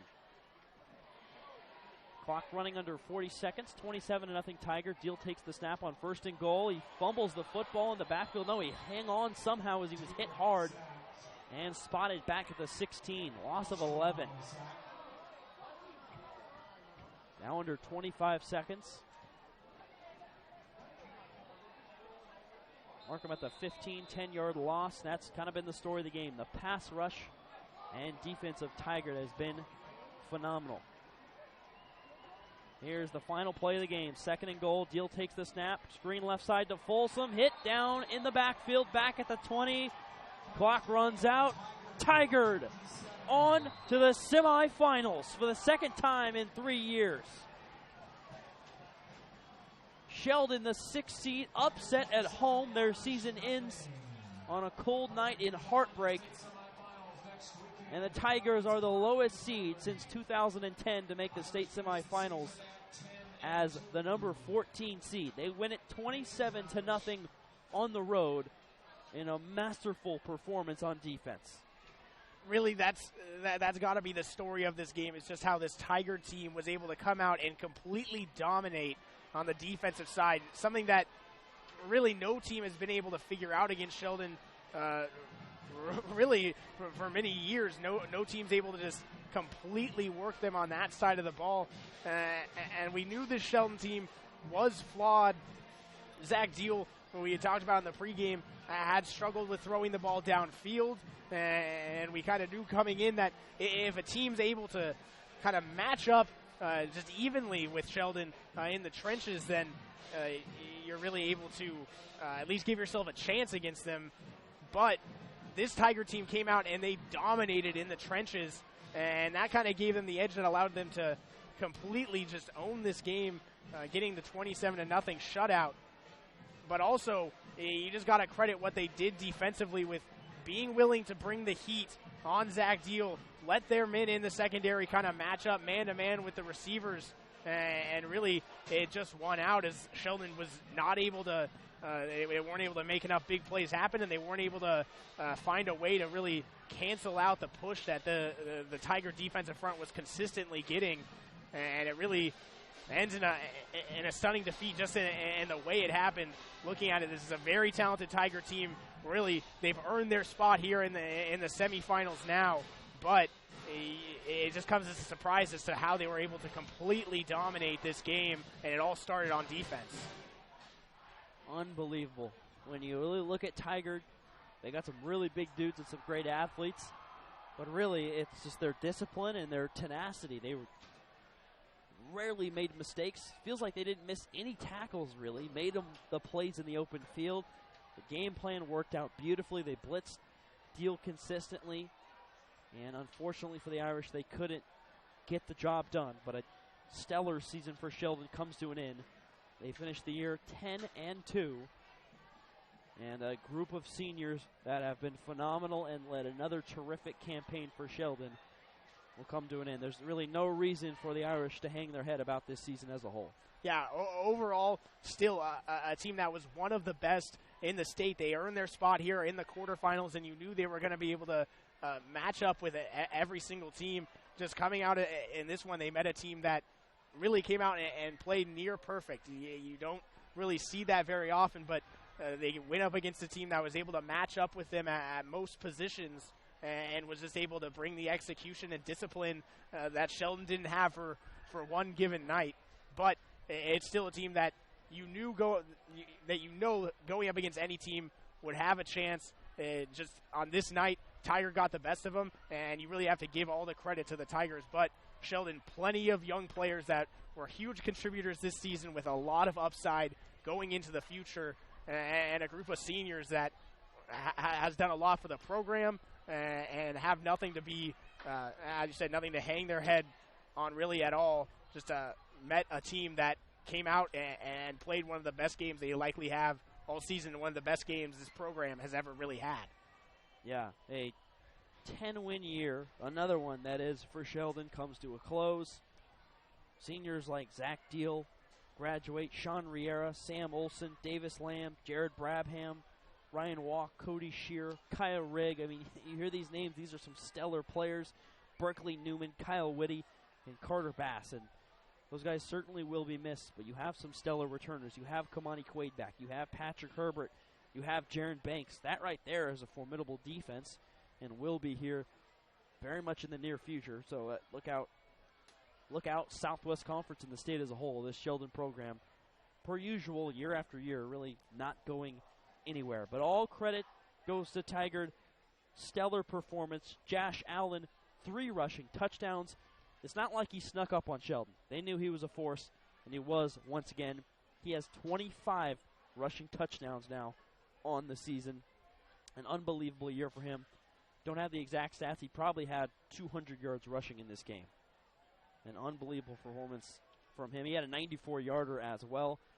For Ryan Worthley, did make a mistake early, threw the interception, settled in, made some nice throws, made timely throws. Had what really was the dagger, the big 40-yard completion or so down the stretch with about 6 minutes left in the ball game to Braden Lindsay. But throughout, there were some massive 3rd and 5s and even a couple 4th down where he made the check down throw and kept the drive alive, and you've got to give credit to the junior for Tigard. Braden Lindsay was stellar as well. I mean, this is a Tiger team that's really going to be a tough one to stop, especially defensively, as they move on to the semifinals. They will officially play Central Catholic. It's a rematch of the 2014 state championship, Tigard and CC duking it out. The other semifinal that will take place next Friday up in Providence Park will be Clackamas and West Lynn. The number 1 versus the number 5 seed will do battle, and on the other side it's the 14 seed Tigard against the number 7 seed Central Catholic. So a couple surprises there with a spot in the state championship on the line. The defending state champ Jesuit knocked out by CC, partly due to the fact that Trey Lowe was out for the season, but no excuse there. Credit the Rams. And that'll do it here from Dennis Ludwig Stadium. For Alex Castle, I'm Chris Clayton. Sheldon's stellar season comes to a close at the hands of the number 14 seed Tigard, lowest seed to make the semifinals since 2010 as the number 14 seed. They surprise the state and do it in impressive fashion with a 27-0 victory. Let's send it back in the KWVA studios where Austin Craycraft, Zach Bigley, and Tyler Caston still have another 25 minutes or so of sports talk on KWVA Eugene, 88.1 FM for the rest of the Friday Night Spotlight. Austin?